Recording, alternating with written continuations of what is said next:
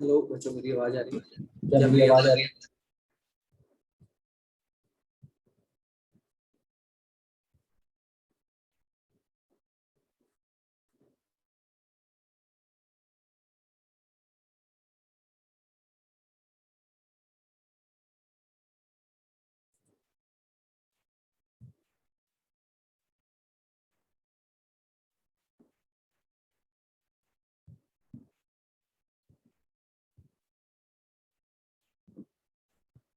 क्या बच्चों, मेरी आवाज आ रही है?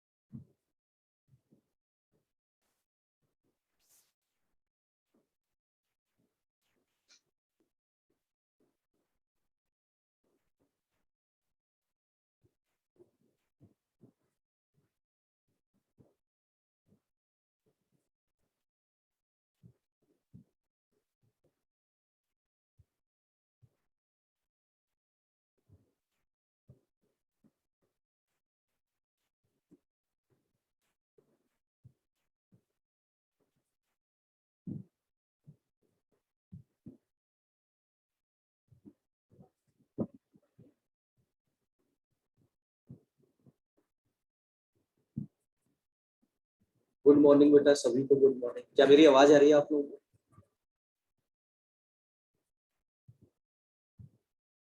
क्या मेरी आवाज आ रही है बेटा? ओके बेटा, ठीक। ठीक। ठीक है बेटा।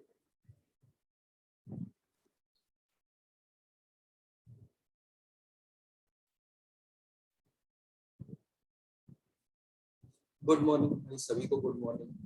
2-3 मिनट में शुरू करते हैं, अभी बच्चे सब जुड़ जाए बेटा, है ना? 2-3 मिनट में स्टार्ट करते हैं।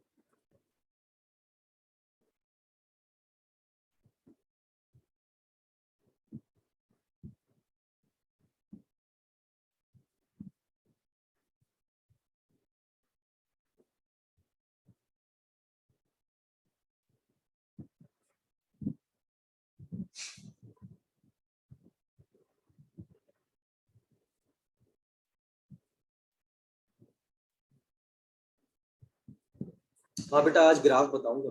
बिल्कुल बिल्कुल। बिल्कुल।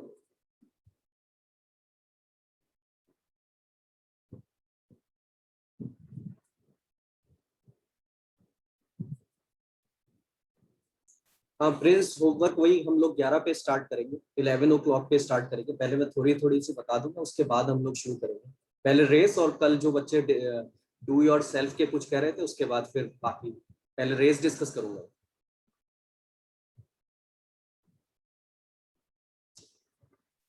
बेटा, ऑफलाइन वाली पॉसिबिलिटी बिल्कुल हो सकती है। अभी थोड़ा सा और 10 to 15 डेज मुझे जो लगता है, आई थिंक हो सकता है। फिर उसके बाद गवर्नमेंट अलाउ करे, धीरे धीरे करके सब ओपन होगा।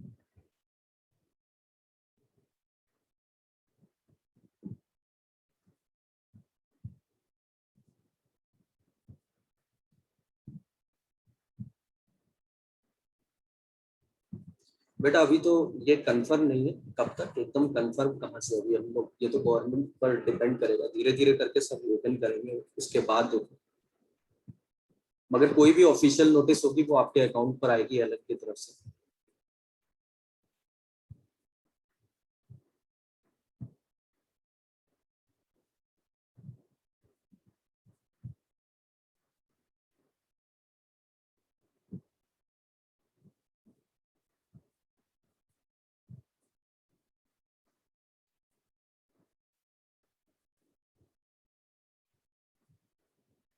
नेक्स्ट टेस्ट बेटा, आप एक्चुअली मैंने तो अभी 1 or 2 डेज से शुरू किया, तो मेरे को अभी मैंने देखा नहीं। मैं कंफर्म कर लेता हूँ, मगर एक बार आप फिजिक्स या केमिस्ट्री के सर से भी इस बारे में बात कर लेना।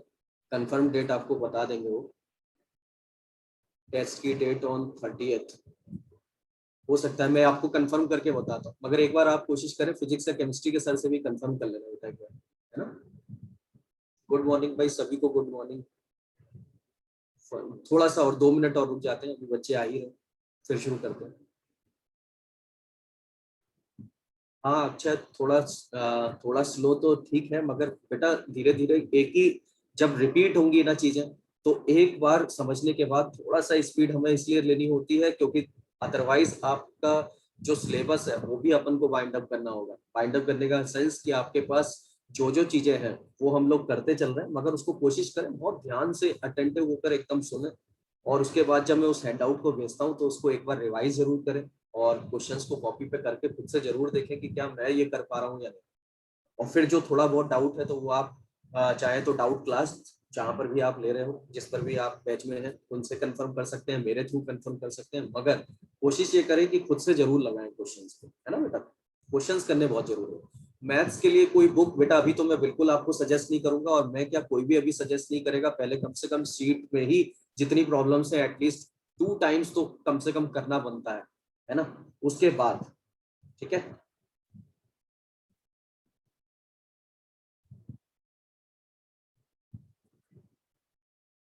अच्छा, किसी बच्चे ने पूछा लास्ट क्वेश्चन में, जब तक ये लोग कनेक्ट हो रहे हैं, लास्ट क्वेश्चन में परफेक्ट स्क्वायर, डी को परफेक्ट स्क्वायर आपने क्यों लिया था इंटीग्रल रूट्स के लिए। बेटा इंटीजर आने के लिए देखो जरा ध्यान से, तो स्क्वायर आपका जो a x square plus b x plus c के जो रूट्स आप लिखते हो श्रीधराचार्य रिजल्ट से, तो होते हैं x equals to minus b plus minus root d by 2 है।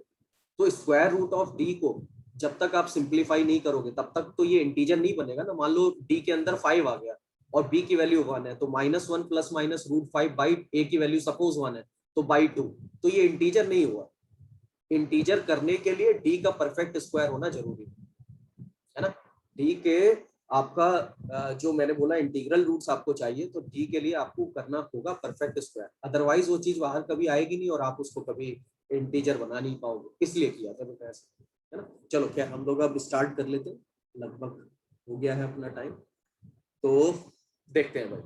यहाँ पर सबसे पहले आज अपन को जो बात करनी है वो quadratic expression and it's graph, इसकी बात करनी है। मगर इस चीज पर हम पहुंचे तो मैं तुम्हें बस एक छोटी सी बात से शुरुआत करता हूँ। जैसे y equals to a x square plus b x plus c, ये आपके पास क्वाड्रेटिक एक्सप्रेशन है, जहां पर क्वाड्रेटिक होने के लिए a को 0 नहीं होना चाहिए और a b c आपका रियल को बिलोंग करता है। ठीक है। अब हम जब इसका ग्राफ ट्रेस करेंगे तो इसको सबसे पहली चीज आपको ये बात समझनी होगी कि ये जो कर्व है ये कर्व एक पैराबोला कहलाता है। मगर अभी आपको इसका आइडिया नहीं, इसकी नॉलेज नहीं, तो मैं एक बेसिक स्टेप से बताता हूँ पहले इसको, तब हम इस क्वाड्रेटिक एक्सप्रेशन पर आते हैं। जैसे सपोज इधर देखना बेटा, एग्जाम्पल देखना। फर्स्ट एग्जाम्पल मैंने तुम्हें प्लॉट करने के लिए ले लिया, y is equals to simple सा एक expression x square, y equals to x square. अगर इसे मुझे ग्राफ इसका प्लॉट करना है तो सबसे पहली चीज बेटा एक्स स्क्वायर के लिए आप जैसे ग्राफ प्लॉट करते थे अभी तक क्लास में, तो आप क्या करते थे, एक्स के कुछ इनपुट्स इसमें पुट अप करते थे और उसके करस्पॉन्डिंग वाई के कुछ आउटपुट आते थे, और उनको आप ग्राफ पर उन पॉइंट्स को बना लेते थे और उन सारे पॉइंट्स को आपस में ड्रॉ करके उसका स्ट्रक्चर बना लेते थे। वही काम अगर आज हम बेसिक लेवल पर स्टार्ट करें और मुझे y equals to x square graph को प्लॉट करना हो, तो मैं आपसे कहूंगा कि अगर आपने x की इनिशियल वैल्यू 0 ली, x की वैल्यू 0 ली, तो बेटा y भी 0 आएगा। x की वैल्यू 0 लेने पर y की वैल्यू भी 0 आएगी। सर स्क्रीन थोड़ी, बेटा स्क्रीन तो ये एनफ जो साइज है वही रहेगा ना, ये कैसे, मैंने स्क्रीन शेयर करी हुई है ना। ठीक है भाई, हाँ बिल्कुल, बाकी लोग लिख रहे हैं सर एकदम सही है। ठीक है। चलो अब देखो y equals to x square में मैंने x 0 लिया, तो बेटा y की वैल्यू मेरे पास 0 आ गई, यानी वो पॉइंट कौन है, ओरिजिन, यानी कि 0,0। ये मैं तुम्हें एक तरह से एक बेसिक सी ट्रेसिंग बता रहा हूँ। अब अगर मैं आपके सामने x इक्वल्स टू 1 ले लेता, तो बेटा y की वैल्यू भी क्या आती, 1, यानी कि अब की बार 1 का स्क्वायर मतलब x की वैल्यू 1 ली तो y इक्वल्स टू 1 आ गया। मेरे पास एक कोऑर्डिनेट आ गया 1,1 का। फिर मैंने x इक्वल्स टू क्या किया तुम्हारे सामने, उसी समय -1 भी पुटअप किया, तो बेटा -1 जब पुटअप किया तो y इक्वल्स टू, जैसे यहाँ 1 स्क्वायर किया था तो 1 आ गया था, -1 का स्क्वायर करूंगा तभी 1 आएगा, यानी ये कोऑर्डिनेट एकदम इसके सामने यहाँ पर -1,1 पड़ेगा। यानी अगर आप ध्यान से ऑब्जर्व करो तो ये y एक्सिस है और ये x एक्सिस है। 1,1 की एक तरह से इमेज है, इमेज समझ ही रहे होगे आप। y एक्सिस एक तरह से मिरर का काम कर रहा है और ये पॉइंट एक तरह से उसका रिफ्लेक्शन है। यानी कि ये 1,1 है तो यहाँ -1,1 है। ऐसे ही अगर मैं x इक्वल्स टू +2 लेता तो y इक्वल्स टू, तुम समझ गए होगे, एक बहुत बेसिक सा स्टेप में ले रहा हूँ। यहाँ 4 आ रहा है, मैंने यहाँ पर अब की बार 2 लिया तो ये पॉइंट मेरे को कितना मिल गया, 2,4। ऐसे ही अगर मैं x इक्वल्स टू -2 लेता तो y इक्वल्स टू -2 का स्क्वायर अगेन 4 आता, यानी कि ये पॉइंट कुछ इधर आता। अब अगर आप सब इस बात पर ध्यान दे रहे होगे तो ये स्ट्रक्चर कुछ इस तरीके का मेरे पास जाता। इस डिजाइन को अपन लोग अभी के लिए, जब तक आप आगे की एनालिसिस नहीं कर रहे, हो सकता है फिजिक्स में ये टर्म यूज हुआ हो, इसको कहते हैं पैराबोला। और पैराबोला में भी कौन सा उसको हम क्लासिफाई करते हैं, तो माउथ ओपनिंग अपवर्ड पैराबोला। क्या बोलते हैं इसको बेटा, माउथ ओपनिंग अपवर्ड पैराबोला। आप अपवर्ड पैराबोला भी बोल सकते हैं, कोई टेंशन नहीं, सिर्फ अपवर्ड पैराबोला आप बोल सकते हो। और वो अपवर्ड पैराबोला का ये जो छोटा सा एग्जाम्पल मैंने लिया, इसमें एक चीज अपने दिमाग में बैठाओ कि x की डिग्री 2 है और y की डिग्री 1 है। इसको बैठा लो सब लोग, बहुत बेसिक सी बात मैं बोल रहा हूँ। x की डिग्री 2 है और y की डिग्री 1 है। और इसी ग्राफ को अगर मैं तुम्हारे सामने इस तरीके से भी रिप्रेजेंट कर दूं तो y - 0 is equals to x - 0 का square. y - 0 is equals to x - 0 का स्क्वायर। तो तुम्हें एक नई चीज यहाँ पर नोटिस हो रही होगी कि सर ये 0 0 से स्टार्ट हो रहा है, ये वही 0 को रिप्रेजेंट कर रहा है क्या? बिल्कुल उसी 0 को रिप्रेजेंट कर रहा है। और इसको हम लोग बोलते हैं इस पैराबोला का वर्टेक्स। यानी कि इस समय वो क्या दिखाई दे रहा है, वो दिखाई दे रहा है 0,0। यानी कि इस पैराबोला का ये जो ओरिजिन है, इस समय ये इसका वर्टेक्स है। कौन है बेटा? वर्टेक्स है। क्या चीज है ये? वर्टेक्स। अब आपने कहा ठीक है सर, एक बेसिक एग्जांपल आपने लिया, ये मैंने इसको नंबर दे दिया 1। एक स्टूडेंट ने कहा सर अगर यही एग्जांपल आप y इक्वल्स टू -x² ले लो तो मैंने कहा बेटा -x² ले लेते हैं, चलो। अब अगर मैं इसको -x² लेता हूं तो क्या इसकी ट्रेसिंग भी कुछ ऐसे ही होने वाली है? मगर आपको एक बहुत बेसिक सी बात फंडामेंटल ऑफ मैथ में पता है कि x² हमेशा पॉजिटिव है। x² quantity is always non negative. भाई जीरो हो सकती है या पॉजिटिव होगी, और उसके आगे एक नेगेटिव का साइन अगर लगा है तो कन्फर्मली वो आउटपुट हमेशा नेगेटिव देगा। मान लो किसी बच्चे ने कहा कि सर मुझे ये बात नहीं समझ आई। अरे वैल्यूज सब तुम पुट करोगे तो x की वैल्यू 0 पर आज भी फिर से 0 आएगा, यानी कि आज भी ये पॉइंट 0,0 से तो ग्राफ जाएगा ही जाएगा। अब अगर मैं x की वैल्यू 1 लेता हूं तो आज देखो जरा क्या होगा, -1²। तो ये कोऑर्डिनेट आ गया है -1 और 1,-1। आप सबको पता है आपके पास 1,-1 कौन से क्वाड्रेंट में आ जाएगा? फोर्थ क्वाड्रेंट में। तो ये हो गया 1,-1। सेम ऐसे ही अगर मैं x इक्वल्स टू -1 ले लूं तो देखो जरा, -(-1) का स्क्वायर। तो बेटा क्या ये -1 ही मिलेगा? तो इसके सामने अब की बार ये थर्ड क्वाड्रेंट में आ गया -1,-1। यानी कि पिछली बार जो ग्राफ बन रहा था वो ग्राफ आपका फर्स्ट और सेकंड क्वाड्रेंट में बन रहा था, मगर आज जो ग्राफ है वो थर्ड और फोर्थ क्वाड्रेंट में जा रहा है। सिमिलर में अगर ऐसे ही पॉइंट्स लेता जाऊंगा, अब तो तुम्हें थोड़ा सा एक हल्का सा आइडिया लग गया होगा कि हाँ सर ये बात हम समझ गए कि अब की बार मैंने पॉइंट लिया 2,-4 तो यहाँ आ गया, और x इक्वल्स टू -2 लूंगा तो y इक्वल्स टू -(-2) का स्क्वायर -4। यानी कि ये पॉइंट्स कुछ इस तरीके से मेरे पास आते रहेंगे। अब इनको अगर मैं यहाँ पर ज्वाइन कर दूं तो तुमको ये जो पैराबोला दिखाई दे रहा होगा, इस पैराबोला में आपको दिखाई दे रही होगी ये चीज कि आप जब इसको कंसीडर कर रहे हो, इसको कंसीडर करते समय इसको ये नीचे बना रहे हो तो हम इसको बोलते हैं बेटा डाउनवर्ड पैराबोला। कौन सा पैराबोला? Downward parabola. मगर इस चीज को मेरा बताने का पर्पस क्या था, ताकि आपके दिमाग में एक छोटा सा स्टेप बैठ जाए और वो स्टेप यहीं से आपको दिखाई देने लग जाए कि अच्छा इसीलिए y इक्वल्स टू -x² जो है सर उसको आप फिर से y - 0 is equals to -(x - 0) का स्क्वायर बोलोगे तो आज भी सर हमें एक चीज 0 0 दिखाई दे रही है, और वो 0 0 सर आज इस पैराबोला का अगेन वर्टेक्स है। तो यानी कि इस समय भी इस पैराबोला का वर्टेक्स बेटा क्या है? 0,0। आपने कहा ठीक है, ये दो छोटी छोटी सी मैंने तुम्हारे सामने एक एक्सप्रेशंस रखे पैराबोला के, एक अपवर्ड पैराबोला का और एक डाउनवर्ड, दोनों का वर्टेक्स सेम आ रहा है। मगर इसमें एक बच्चा एक बात मुझे मैसेज कर रहा है, चैट पे दिखा रहा है कि सर एक अपवर्ड और डाउनवर्ड क्या इसी वजह से है कि एक्स स्क्वायर का जो लीडिंग कोफिशिएंट है वो इस समय पहले वाले केस में आपने जो डायग्राम बनाया उसमें पॉजिटिव है और दूसरे वाले में नेगेटिव। तो एग्जैक्टली बिल्कुल यहीं से देखो अपनी अप्रोच एक छोटी सी बात की शुरू हो गई। अगर आप ध्यान से ऑब्जर्व कर रहे होगे तो y equals to x square में यहाँ पर पॉजिटिव साइन है, हाँ या ना, और पॉजिटिव वैल्यू है एक तरह से 1 के बराबर। भाई एक तरह से अगर मैं इसको बोलूं तो आपके सामने एक्स स्क्वायर के आगे कितना लिखा हुआ है, 1 लिखा हुआ है और वो पॉजिटिव का 1 है। तो इसका मतलब अगर कभी भी a ग्रेटर देन 0 होगा तो अपन उसको ट्रीट करेंगे अपवर्ड पैराबोला की तरह, ठीक है। अच्छा कुछ बच्चे कह रहे हैं सर वर्टेक्स क्या है? वर्टेक्स बेटा जहां से वो पैराबोला स्टार्ट हो रहा है, आप अभी के लिए ऐसे समझ सकते हैं। वर्टेक्स उस लोकेशन को बोल रहे हैं हम लोग जहां पर ये पैराबोला जब अपने स्टैंडर्ड फॉर्म को बनाएगा, तो जैसे मैंने लिखा y minus zero is equal to x minus zero का होल स्क्वायर, तो उसमें जो कोऑर्डिनेट का रिप्रेजेंटेशन होता है वो रिप्रेजेंटेशन इस समय ये आपके पास पॉइंट क्या दिखाई दे रहा है, 0 0। अभी जब मैं अगले ग्राफ पर पढ़ूंगा तो तुम तुरंत समझ जाओगे अच्छा इन्होंने वर्टेक्स नाम इसीलिए ले लिया था क्योंकि हर बार ये पिक्चर में कहीं ना कहीं अब अच्छा तुम्हारे दिमाग में एक क्वेश्चन और आ रहा होगा, सर क्या वर्टेक्स हमेशा 0 0 होगा? नहीं, 0 0 की जगह कभी 1 1 हो सकता है, कभी 1 2 हो सकता है, कभी -1 -3 हो सकता है। जो क्वेश्चन में गिवन होगा उसको ग्राफ के अकॉर्डिंग में एनालाइज करूंगा अभी अगले स्टेप पर और आपको दिखाऊंगा कि अच्छा अब ये ग्राफ वर्टेक्स का इस पॉइंट पर मिलेगा। और इस वर्टेक्स के अबाउट जो ग्राफ है अगर आप ध्यान से देखो तो वो सिमेट्रिक होता है। अगर मैं ये ग्राफ वाई एक्सिस के अबाउट बना रहा हूं तो तुम ध्यान से ऑब्जर्व कर पा रहे होगे स्क्रीन पर कि वाई एक्सिस के अबाउट, ओरिजिन के अबाउट ये ग्राफ जो है वाई एक्सिस के अबाउट क्या है, सिमेट्रिक है। जैसा वाई के इधर बन रहा है वैसा ही सिमिलर वाई के इस तरफ भी बन रहा है। अब यहां पर मैं एक छोटी सी बात जो बता रहा था, यानी कि ए जब पॉजिटिव होगा तो अपन अपवर्ड पैराबोला की बात करेंगे और जब ए नेगेटिव होगा, देखो यहाँ पर माइनस एक्स स्क्वायर मैंने लिखा है, तो इस समय a लेस देन 0 है तो अपन डाउनवर्ड पैराबोला की बात करेंगे। किसकी बात करेंगे? डाउनवर्ड पैराबोला की, ठीक है। बिल्कुल देखो श्रद्धे तुमने अभी यही बात पूछी कि क्या हमेशा ओरिजिन से स्टार्ट होगा? नहीं, मैंने अभी बोला 0 0 भी हो सकता है, वो पॉइंट 1 1 भी हो सकता है, वो पॉइंट 2 2 भी हो सकता है, वो -3 -5 भी हो सकता है। यानी कि अगर मैं तुमसे एक छोटे से स्टेप में इस बात को आगे बढ़ाऊं तो अब जब कोई पैराबोला आपको दिखाई देगा तो मैं एक ऐसे एक जनरल केस लिखे दे रहा हूं तुम सबके सामने कि क्या वो पैराबोला का इक्वेशन हम जर्नलाइज ये तुम्हारे सामने लिख सकते हैं। ध्यान देना बच्चे इस बात पर।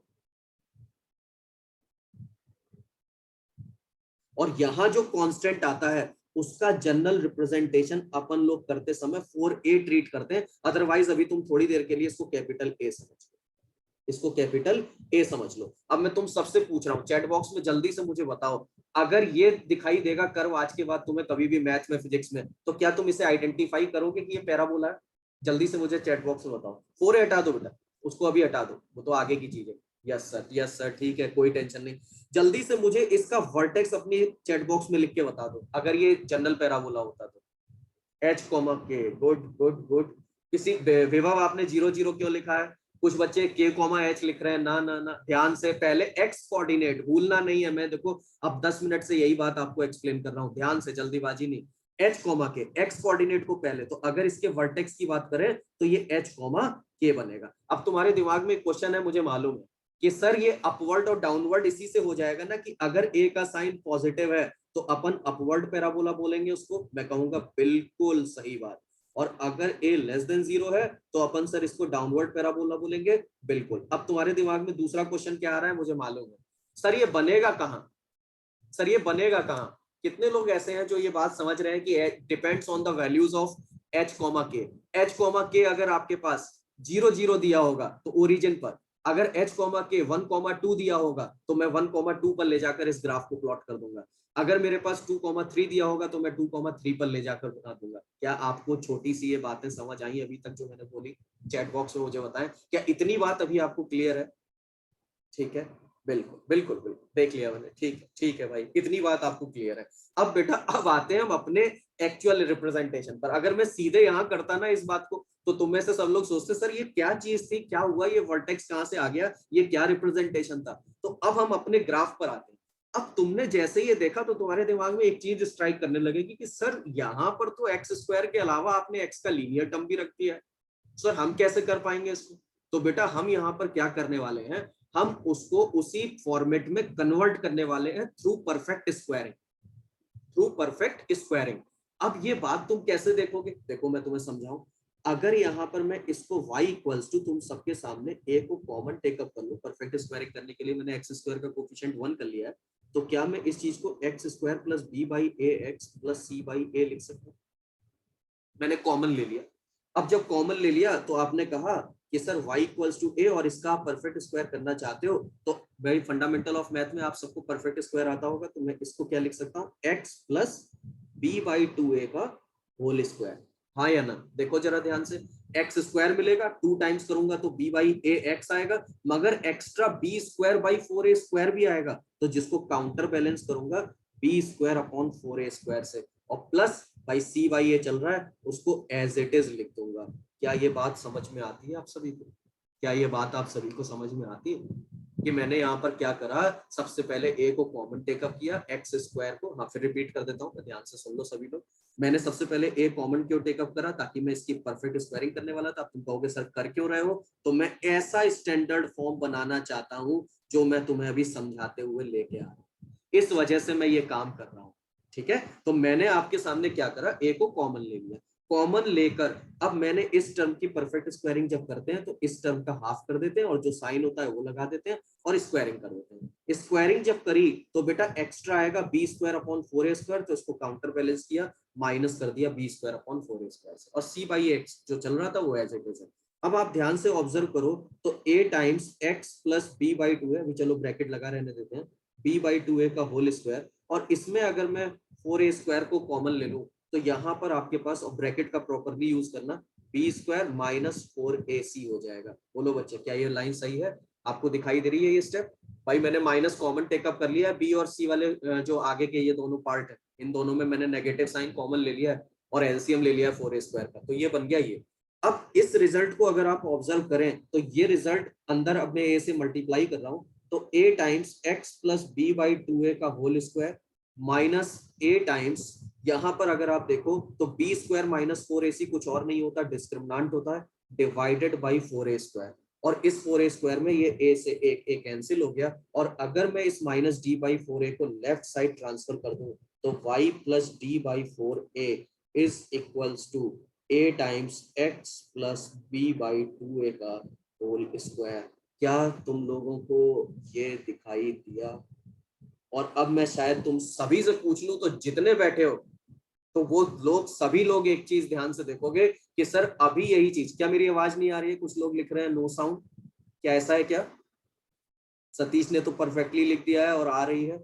आयुष बस बेटा अपनी तरफ से चेक करें, सभी बच्चे लिख रहे हैं आ रही है, हो सकता है आप ही की तरफ दिक्कत हो, एकदम सभी ने लिख दिया है सर, एकदम आ रही है ना, ऑडिबल बिल्कुल ठीक है। चलो अब जैसे ही बेटा ये चीज हमने लिखा तो आप ध्यान से ऑब्जर्व इस बात को कर पा रहे होगे कि सर आपने ये जो स्टेप समझाया था शायद इसका रीजन यही था कि हम इसको देखकर अब आइडेंटिफाई कर पाए कि y की डिग्री अगर 1 है और x की डिग्री हमारे पास 2 दिखाई दे रही है, तो इस समय ये किसका ग्राफ है? ये पैराबोला का ग्राफ है, और उसका वर्टेक्स जहां से वो स्टार्ट होता है वो भी मैं तुम्हें समझा के पहले ही लेके आ रहा हूँ, वो कितना होता है h कोमा के। अब जैसे ही तुमने इस ग्राफ को देखा, इस ग्राफ को देखा, तो इस ग्राफ को देखने के बाद, मतलब इस एक्सप्रेशन को देखने के बाद आप सबको एक अंदाजा लग गया होगा कि सर अब हम लोग वर्टेक्स बता सकते हैं। मगर जितने लोग भी वर्टेक्स का कोऑर्डिनेट लिख के मुझे आंसर दे रहे हैं, ध्यान से देखो, तुम लोगों से एक छोटी सी मिस्टेक हो रही है, मैं करेक्शन करवा देता हूं तुम लोगों से, जो लोग लिख रहे हैं और मिस्टेक कर रहे हैं। क्या मैं इस एक्सप्रेशन को तुम्हारे सामने y माइनस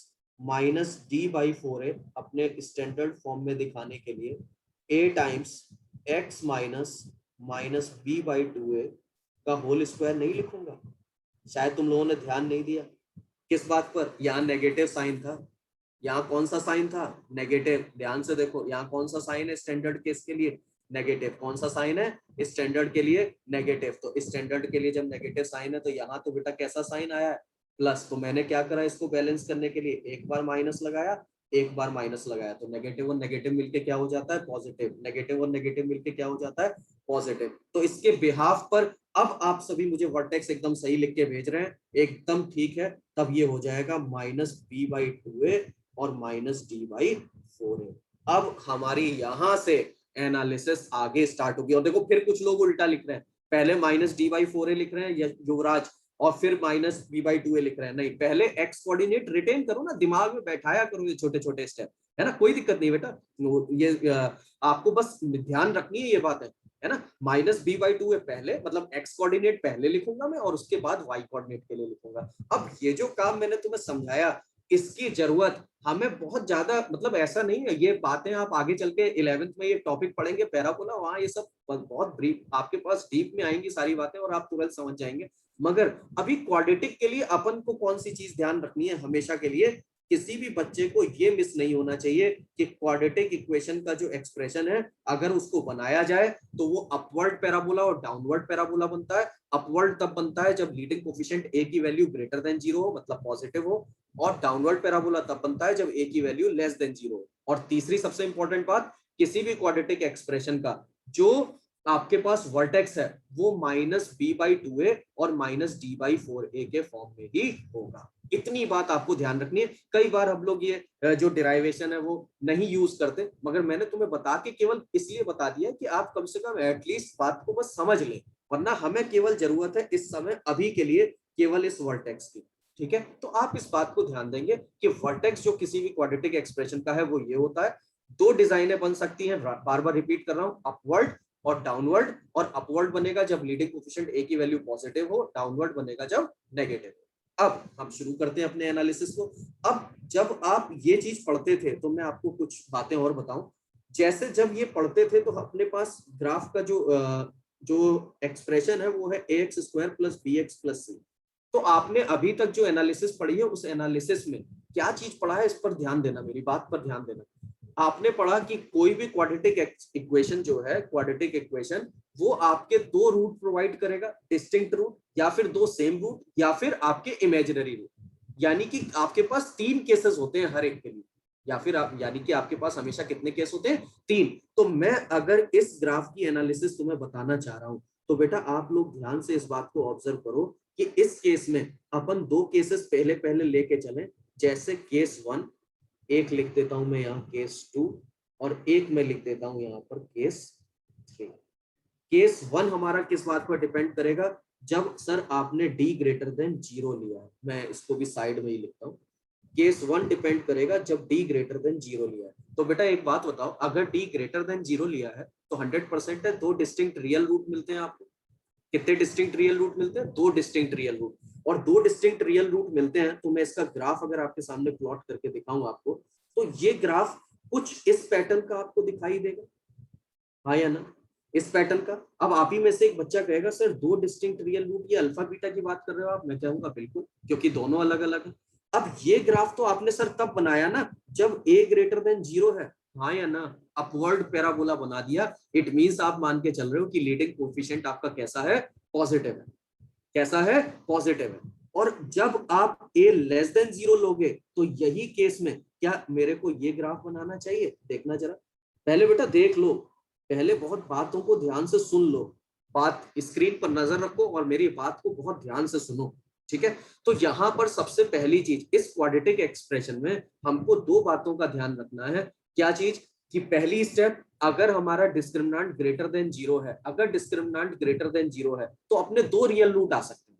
कितने रियल रूट आ सकते हैं? दो रियल रूट आ सकते हैं, और दोनों डिस्टिंक्ट, रियल डिस्टिंक्ट रूट होंगे। तो मैंने अल्फा भी अलग बनाया, बीटा भी अलग बनाया, और इस रियल एक्सिस को हमने दो बार कट कर दिया। मगर एक स्टूडेंट ने कहा सर जरूरी है आपका अपवर्ड वाला ही केस हो? मैंने कहा नहीं भाई, ऐसा भी तो हो सकता है डाउनवर्ड वाला भी केस हो। तो यहाँ कितने केस बनेंगे? दो केस बनेंगे। कितने केस बनेंगे? दो केस बनेंगे। अब तुरंत आपके दिमाग में एक स्ट्राइक की बात कि सर आपने अभी हमें एक छोटी सी स्टेप बोली थी कि जो पैराबोला स्टार्ट होता है, स्टार्टिंग पॉइंट जहां से आप बनाते हो, वो उसका वर्टेक्स कहलाता है। अब ध्यान से सुनना, वर्टेक्स कहलाता है। तो ये पॉइंट यहाँ पर वर्टेक्स है, ये पॉइंट यहाँ पर वर्टेक्स है। अब मैं तुमसे पूछ लूं इस एक्सप्रेशन के लिए क्या वर्टेक्स अभी हम लोग डिफाइन कर चुके हैं अपनी कॉपी पर? तो आपने कहा सर बिल्कुल कर चुके हैं। वो वर्टेक्स आया था -b/2a, और धीरे धीरे इसको याद करने की भी कोशिश करो, अपन को बहुत बार जरूरत पड़ने वाली है वर्टेक्स की। तो ये हो गया -b/2a और -d/4a। अब आपने कहा सर डाउनवर्ड पैराबोला होगा तब भी वर्टेक्स यही होगा? एग्जैक्टली यही होगा। क्यों? क्योंकि ये तो ए की वैल्यू पर डिपेंड करेगा भाई। इससे मत कंफ्यूज होना कि सर दोनों जगह आपने एक यही क्यों लिखा है। अरे वर्टेक्स दोनों जगह एक है, मगर एक जगह ए पॉजिटिव है और एक जगह ए नेगेटिव है। क्या मेरी ये बात अगर समझ गए हैं तो इस चैट बॉक्स में मुझे बताएं कि ये स्टेप आपको समझ आया कि नहीं, कि वर्टेक्स दोनों जगह सेम मैंने क्यों लिखा है। सतीश ने लिखा, बाकी लोग भाई हाँ ठीक है ठीक है ठीक है ठीक है, एकदम बात समझ रहे हो ना बेटा। एक ही मैंने क्या करा, मैंने एक क्वाड्रेटिक एक्सप्रेशन लिया, उसको तुम्हारे सामने दिखाया कि वो पैराबोला कब होता है। उसको पैराबोला क्लियर करने के बाद मैंने तुम्हें बस सिंपल सी एक बातें रखी हैं कि उस पैराबोला का वर्टेक्स चाहे अपवर्ड केस बने चाहे डाउनवर्ड केस बने, दोनों ही जगह पर वो वर्टेक्स की वैल्यू नहीं बदलेगी y equals to ax square plus b x plus c के लिए। वो हमेशा minus b by two a minus D by four a है, और वो भी minus b by two a downward हो तब भी। क्या बदल रहा है? एक में ए पॉजिटिव है और एक में ए नेगेटिव है। अब अगर आपके दिमाग में एक बात आ रही होगी, सर केस टू का क्या मतलब है, तो भाई केस टू नहीं होगा। जब डिस्क्रिमिनेंट जीरो हो जाता है तो अपने पास दोनों रूट रियल आते हैं और सेम आते हैं। यानी सर आज जो आप ग्राफ बनाने वाले हो इस केस का, वो ग्राफ बनाने वाले हो ये, हाँ या ना? ग्राफ बनाने वाले हो ये। इसको मैं थोड़ा बोलो बच्चे, क्या ये बात समझ में आती है? मैंने यहाँ पर अल्फा और बीटा दोनों को सेम कर दिया रियल एक्सिस पर, और दोनों पॉइंट्स आपके सेम कब आते हैं? जब डी आपका इक्वल्स टू जीरो होता है। जब आपका डिस्क्रिमिनेंट जीरो हो जाता है तो दोनों रूट्स आपके सेम हो जाते हैं, तो अल्फा बराबर बीटा हो गया। ये रूट की लोकेशन है, मगर आपने तुरंत कहा कि सर ये जो लोकेशन है ये भी तो वही वाला पॉइंट शो कर रहा है ना, ये तो रूट तो समझ गए हम, ये वही पॉइंट है ना वर्टेक्स वाला, तो वर्टेक्स को तो वही लेंगे ना पूरे उसमें। बिल्कुल, वर्टेक्स में कोई चेंजेस नहीं है भाई। Minus b by two a और माइनस का डी बाई फोर है, उनकी जो भी वैल्यू आएगी वो वैल्यू आपके पास डिपेंड करेगी एक्सिस पर कहां पर लाई कर रहा है, जैसा कि अब अपन लोग आगे चल के इसको क्वेश्चन के थ्रू देखने वाले हैं। क्लियर है बात? अब जैसे कई बच्चे इसमें ये भी बोल सकते हैं या मुझसे पूछ सकते हैं, सर इसमें वाई एक्सिस अपन बना सकते हैं? बिल्कुल बना सकते हैं भाई। आपने वाई एक्सिस यहाँ बना दी, आपने वाई एक्सिस यहाँ ले ली, आपने वाई एक्सिस यहाँ ले ली। अब ये तो डिपेंड करेगा ना कि आप पैराबोला की जो रियल एक्सिस एक्स एक्सिस है वो कहाँ बना रहे हो। मान लो किसी ने वाई एक्सिस यहाँ बनाई, मैं ऐसे बोल दूं इसको, वाई एक्सिस यहाँ बना दी और ये पैराबोला यहाँ आके बन रहा है, तो भाई मने थोड़ी ना करोगे कि पैराबोला से तुम ओरिजिन पर बनो। मैं आपको बता के ला रहा हूँ, ये तो कहीं भी शिफ्ट हो सकता है, यहाँ बन सकता है, यहाँ बन सकता है, यहाँ बन सकता है, यहाँ बन सकता है, यहाँ बन सकता है, तो कहीं भी बन सकता है। मगर अपने को वर्टेक्स की बात ध्यान रखनी, और ये छोटे छोटे step, D greater than zero पर दो डिस्टिंक्ट रियल रूट और डी इक्वल्स टू जीरो पर आपके रियल होंगे मगर सेम होंगे। अब भाई इस पर देख लेना ध्यान से, बहुत सारे क्वेश्चन है, वेरी वेरी इंपॉर्टेंट। आज जो होमवर्क मिलेगा उसमें पूरा डू योर सेल्फ इसी से भरा पड़ा है। केस थर्ड मोस्ट इंपॉर्टेंट, बहुत ध्यान से सुन लो। केस थर्ड, अब आपको लगेगा सर इसमें तो इमेजिनरी रूट आते हैं, ये इतना इंपॉर्टेंट है? बहुत इंपॉर्टेंट है, ध्यान देना। अगर मैं इसकी बात करूं तो यहां पर आपका कौन सी चीज मैं कंसीडर करने वाला हूं, जब डी लेस देन जीरो होता है। भाई डी लेस देन, तीन ही केस बनेंगे, आपको दिख रहा होगा स्क्रीन पर। Case one d greater than zero लिया है सर ने, case two d equals to zero लिया है, और तीसरे नंबर पर case d less than zero लिया। अब लेस देन जीरो लेता हूं तो हम सबको मालूम है कि आज सर जो आप डायग्राम बनाओगे वो रियल एक्सिस को कट कर ही नहीं सकता, एक्स एक्सिस को रूट तो मिलना ही नहीं है। जब रूट नहीं मिलने तो मैंने तुरंत क्या करा, इस ग्राफ को इसके ऊपर निकाल दिया, और इधर कहाँ निकाल दिया, इस ग्राफ के नीचे। क्या ये वाली बात तो आप सबको ऑलरेडी पता है, स्टार्टिंग लेक्चर्स में ही आपने सुन ली होगी कि जब रूट रियल नहीं मिल रहे हैं तो आपकी रियल एक्सिस को कट होना तो इम्पॉसिबल है। यानी कि या तो ये ऐसा होगा कि हमेशा जो रूट्स है, चाहे वो जो ग्राफ है a x square plus b x plus c quadratic expression का, वो हमेशा रियल एक्सिस के अबव लाई कर जाएगा या फिर हमेशा रियल एक्सिस के बिलो लाई कर जाएगा। क्या इस बात से एग्री करते हो? डी लेस देन जीरो तभी मिलेगा भाई, क्योंकि कोई रियल रूट मुझे मिला ही नहीं। एग्री करते हो तो हाँ लिखो भाई। क्या ये बात सही है? ठीक है भाई, एग्री कर रहे हो ना आप इस बात से? आप सभी को पता है ये बात बिल्कुल, कि आपके रियल एक्सिस पर कोई कट नहीं हुआ तभी तो इमेजिनरी रूट मिल रहा है। तो आप या तो रियल एक्सिस एक्स एक्सिस के अबव बना देते हो ग्राफ को, या फिर बिलो बना देते हो, depends on value of A positive है या ए नेगेटिव है। ठीक है, अब कई बच्चे ये वाई एक्सिस, भाई वाई एक्सिस मैंने अभी तुम्हें बता के चुका, फिर सुन लो एक बार। आप अगर यहाँ पर, जैसे मैं यहाँ दिखा दूं, रुको एक सेकंड, ये देखना इधर जरा बोर्ड पर, इस पर स्क्रीन पर, यहाँ पर ग्राफ में अपन ने यहाँ वाई एक्सिस बना दी, एक मिनट, यहाँ वाई एक्सिस बना दी। क्या क्वेश्चन में हमेशा वाई एक्सिस ऐसे ही होगी और पैराबोला हमेशा ऐसे होगा? मैं ये समझाना चाह रहा हूँ तुम्हें, इसीलिए मैंने नहीं बनाई। क्या हमेशा क्वेश्चन में वाई एक्सिस यहीं पर आएगी? नहीं। फिर सुन लो, ये y है, ये x है, पैराबोला ऐसे नहीं जा सकता। एग्री करो, करते हो तो बताओ हाँ सर ऐसा डायग्राम भी तो बनेगा, भी हम क्वेश्चन में करेंगे। मेरी बात को समझो बेटा, y एक्सिस आपकी बार बार आपकी लोकेशंस ये पैराबोला के वर्टेक्स पर डिपेंड करेंगी कि नहीं, हाँ या ना, एग्री कर रहे हो ना इस बात से? मैं पैराबोला यहां भी तो बना सकता हूँ, तो तुम कैसे डिसाइड करोगे कि सर आपने वाई एक्सिस वहां बनाई? अभी सब लोग लिख रहे हैं हाँ सर बात समझ गए। तो मैं इसलिए वाई एक्सिस को यहाँ पर अहमियत नहीं दे रहा हूँ, मैं जिस बात को अहमियत दे रहा हूँ उसको बेटा ध्यान देना, उस बात को बहुत ध्यान से सुनो ताकि तुम्हारे एक एक क्वेश्चन बन जाए। अभी मैं 2-3 बताऊंगा और सारे हो जाएंगे तुमसे अगर तुमने ध्यान से देख लिए बात। अब यहाँ पर डी लेस देन जीरो की बात कर रहे थे कॉन्सेप्ट की, तो ये आ गया। और सर आपने वेरी इंपॉर्टेंट लिखा है भाई, कल भी ऐसी बात आई थी तो कुछ बच्चों को पता थी और कुछ से मैंने कहा था कि कल जब अपन ग्राफ की एनालिसिस करेंगे तो ये बात तुम्हारे लिए बहुत बेसिक सी हो जाएगी। देखो आ गई वो बेसिक सी बात।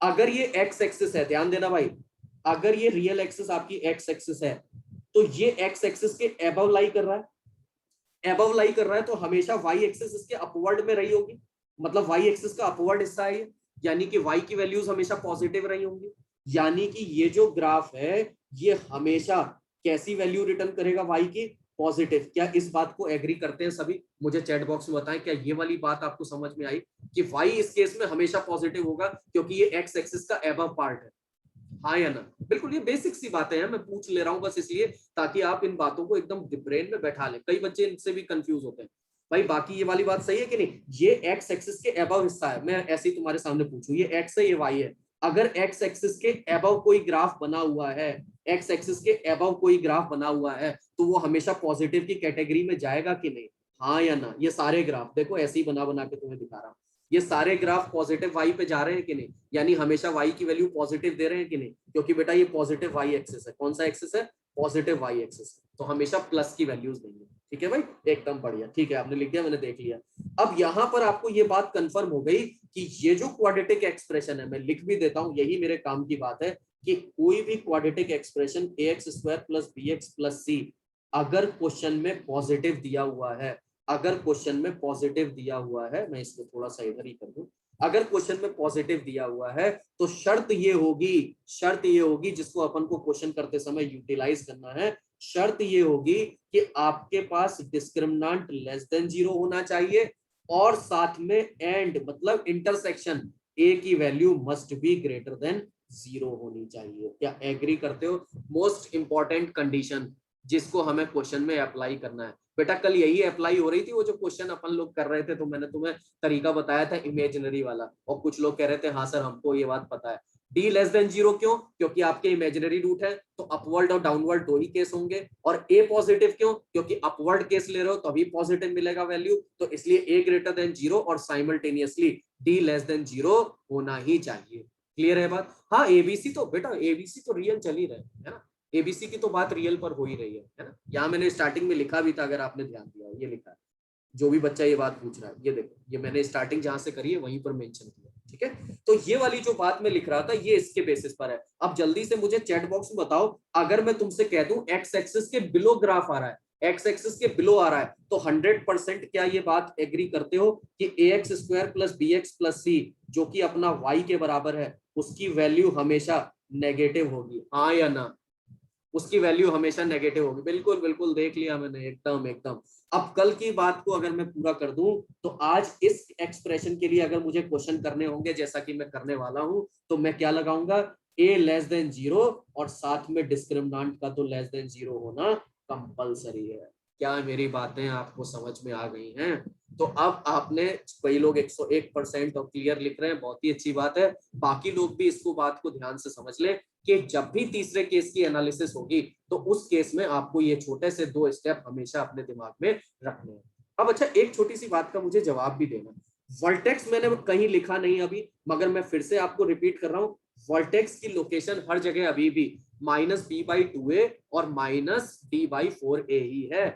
ठीक है भाई, रोशन ठीक है, फुली क्रिस्टल क्लियर, एकदम ठीक है, सभी मेंशन कर रहे हैं यस एकदम ठीक है ये बात। तो आपके पास वर्टेक्स की लोकेशन आ गई है, ए के पॉजिटिव नेगेटिव की बात आ गई है, और केस 3 के थ्रू जो इंपॉर्टेंस एनालिसिस है वो तुम्हारे सामने है, तो वो तुम्हारे सामने दिखाई दे रही है कि हाँ सर ये ऐसे आपने लिखा है। अब इस एनालिसिस पर अगर मैं तुमसे ये छोटे छोटे पॉइंट्स ऐसे यहाँ पर दिखाऊं तो ऑलरेडी अपन ये सारे ग्राफ, ये जो 6 ग्राफ बने हैं मैं ऑलरेडी आपको 6 के 6 यहाँ पे समझा चुका हूं, तो अभी यहाँ पर ये जो बातें हो रही हैं ये अपन कर चुके हैं। अब अगर मैं तुमसे यहाँ पर एक दो छोटे छोटे स्टेप पूछ लूं और मैं यहाँ पर मेंशन भी कर देता हूं उनको, देखना जरा। अगर मैं तुमसे कहूं कि इसमें y की वैल्यू मुझे बताने की कोशिश भी करना, क्या y की वैल्यू आपकी ग्रेटर देन 0 आपको कब कब नजर आ रही है इस ग्राफ में, ऐसे ही पूछ रहा हूं। y की वैल्यू y का मतलब बेटा ax square plus bx plus c की वैल्यू आपको कब कब पॉजिटिव नजर आ रही है इस ग्राफ में, सभी बच्चों से पूछ रहा हूं। मैं लिखता हूं, ये आपको तब तब नजर आ रही होगी जब जब x की वैल्यू अल्फा से छोटी है या फिर x की वैल्यू बीटा से बड़ी है। हाँ या ना, बोलो भाई, एग्री करते हो? बोलो।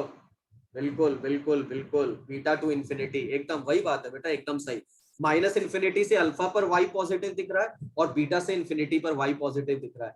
मैं फिर रिपीट कर देता हूँ, कुछ बच्चे लिख रहे हैं कि सर ये वाली बात फिर से रिपीट कर दो। बेटा अभी मैं तुम्हें कुछ बता के ला रहा हूँ, ये हिस्सा एक्स एक्सिस के ऊपर है, देखो इसको रटा मत करो, ये एक्स एक्सिस है, रियल एक्सिस एक्स एक्सिस, इसके ऊपर है ना ये पार्ट, ये ऊपर है पार्ट, तो y हमेशा कैसा होगा, पॉजिटिव। तो मैंने यही पूछा ना, y कब पॉजिटिव है, तो तुम क्या जवाब दोगे, सर इस पार्ट में पॉजिटिव है जो आप कट कर रहे हो और इस पार्ट में पॉजिटिव है। तो मैंने पूछा ये कब है, तो बच्चे ने कहा सर जब x की वैल्यू अल्फा से छोटी है, अल्फा से पहले बेटा अल्फा से छोटा बोलोगे ना, और बीटा के आगे बीटा से बड़ा बोलोगे ना, और बीटा से बड़ा है। क्लियर हुआ ये बात अभी?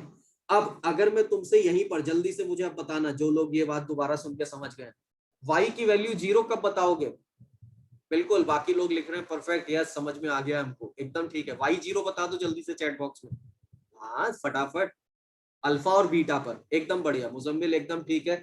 x इक्वल्स टू अल्फा पर और बीटा पर, हाँ या ना? और बेसिक सी बात भाई, x यही 0 मिलते हैं ना, अरे रूट इसी का नाम है भाई, चैप्टर की स्टार्टिंग आपने यहीं से करी है, इसी को आप रूट कहते हो। जो उस इक्वेशन को सेटिस्फाई कर रहे हैं, तो वो क्या सेटिस्फाई कहाँ कर रहे हैं, अल्फा और बीटा पर, तो वहां पर y की वैल्यू क्या आती है, 0 आती है, एकदम ठीक है। अब मैं लास्ट पूछ रहा हूं इसमें, y लेस देन 0 कब है, जल्दी से मुझे बताओ फटाफट। बिटवीन अल्फा एंड बीटा, अनुराग एकदम सही है, सही एकदम ठीक है, एकदम बढ़िया। तो यहाँ पर आप क्या लिखोगे, x lies between alpha and beta. तो क्या ये वाली बात आपको समझ आई? चलो इस बात को कंफर्म करने के लिए बस 1 मिनट और लूंगा मैं, फिर हम अपन लोग आगे बढ़ जाएंगे। इस a लेस देन 0 के केस में क्या तुम लोग मुझको ये तीनों लिखवा सकते हो? y ग्रेटर देन 0, जल्दी से जल्दी से, बिटवीन अल्फा एंड बीटा, अरे तुम लोग तो बहुत बढ़िया, गुड एकदम। अल्फा और बीटा के बीच में, भाई जो लोग नहीं समझे थे फिर रिपीट कर रहा हूं, ये देखो आज एक्स एक्सिस के ऊपर कौन सा पोर्शन है, ये वाला, यहाँ पे y आपका कैसा है, पॉजिटिव, और y अगर यहाँ पे पॉजिटिव है तो ये कहां से कहां तक है, अल्फा से बेटा बीटा तक, अल्फा से बीटा तक, मतलब पलट गई बात बस, बिल्कुल।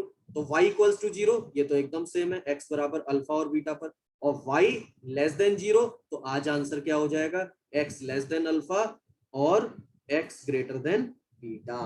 हाँ या ना, एग्री करते हो तो थम्स अप का साइन बना दो, मैं समझ जाऊंगा कि हाँ अभी ये बात अब आपको क्लियर है। एग्री एग्री एग्री, ठीक है ठीक है ठीक है, good good good good good, एकदम बढ़िया, सही है, समझ गया, ठीक है भाई।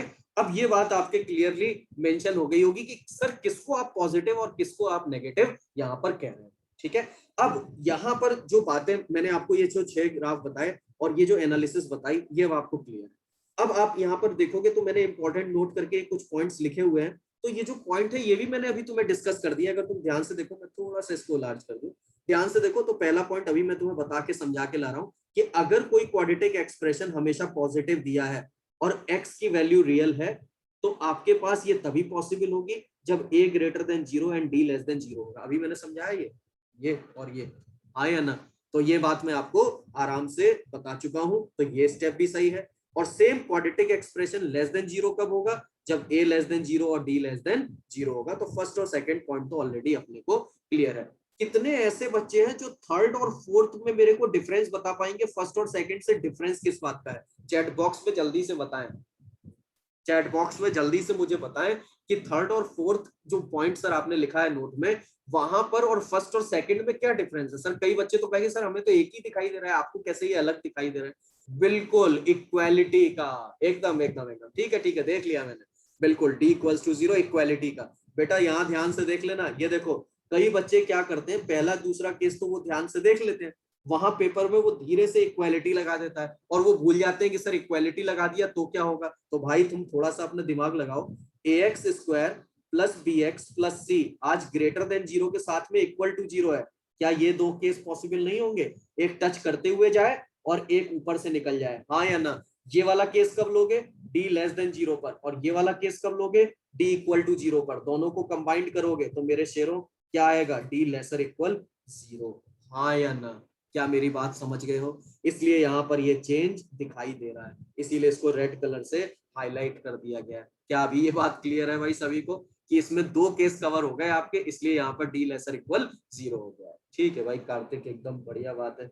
अब एक बहुत छोटी सी बात जो पांचवें और छठे पॉइंट पर मैंने मेंशन कर दी है, ताकि जब तुम ये हैंड आउट रखोगे तो सारी बातों को एज इट इज रिवाइज भी कर लोगे और समझ भी जाओगे कि सर ने ऑलरेडी ये करा है ना? हाँ, इसे नोट कर सकते हो, बिल्कुल नोट कर सकते हो। जो लोग आप साथ में क्लास नोट में ये बातें थोड़ी थोड़ी लिखते चलते हो, एग्जैक्टली लिख लो।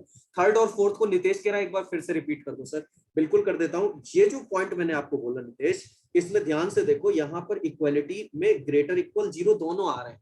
तो ग्रेटर इक्वल जीरो वाले केस कौन से थे? मैं एक बार यहाँ पे बनाऊं तो एक बार ये टच कर जाए इक्वल टू जीरो और एक बार ऊपर से निकल जाए तो डी लेस देन जीरो। तो आपके पास इस समय ये डी लेसर इक्वल जीरो दोनों केस कंबाइंड होंगे ना, इसलिए बेटा जब यहाँ पर इक्वालिटी लग के आएगी तो डी में भी इक्वालिटी लगाना पेपर में भूलना मत, ठीक है? और वही चीज नेगेटिव वाले में, अरे भाई नेगेटिव में ऐसे हो जाए, हाँ या ना? तब भी तो डी इक्वल्स टू जीरो और डी लेस देन जीरो, तो भी तो ये दो केस कंबाइंड हो जाए। क्लियर है बात? चलो अब पांचवें और छठे पॉइंट पर आते हैं। पांचवा और छठा पॉइंट भाई बहुत इंपॉर्टेंट है, आपकी शीट में क्वेश्चन है, मैं आपको बताऊंगा अभी अभी। तो यहां पर क्या कह रहा है? अगर ए पॉजिटिव है, हाँ सर सही है। अब देखो इन्होंने वाई एक्सिस हटा दी, जब वर्टेक्स की एनालिसिस करेंगे भाई तब वाई एक्सिस का यूटिलाइज ना करें ज्यादा, तब बस समझने के लिए वो माइंड में अपने सेट रखें, ठीक है? अब ए ग्रेटर देन जीरो है तो यहां पर अपन ने ये ग्राफ बनाया।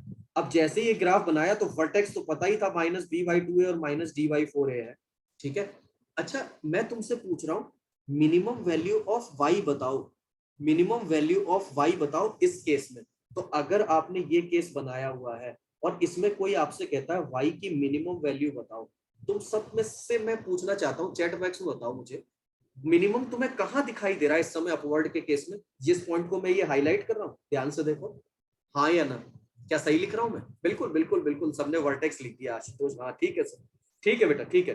तो इस पॉइंट पर दिख रहा है ना? अच्छा मिनिमम बताते समय तुम वाई का मिनिमम बता रहे हो, कई बच्चे पता नहीं क्या करते हैं यहाँ, समझते हैं और पेपर में माइनस बी बाई टू ए लिखते हैं। मेरे इतने बताने के बाद भी गलती नहीं करनी, वाई का मिनिमम पूछ रहा है और वाई क्या है वर्टेक्स का? माइनस डी बाई फोर ए, क्या है? माइनस डी बाई फोर है। तो वाई का मिनिमम मैं यहाँ क्या लिखूंगा? माइनस डी बाई फोर है।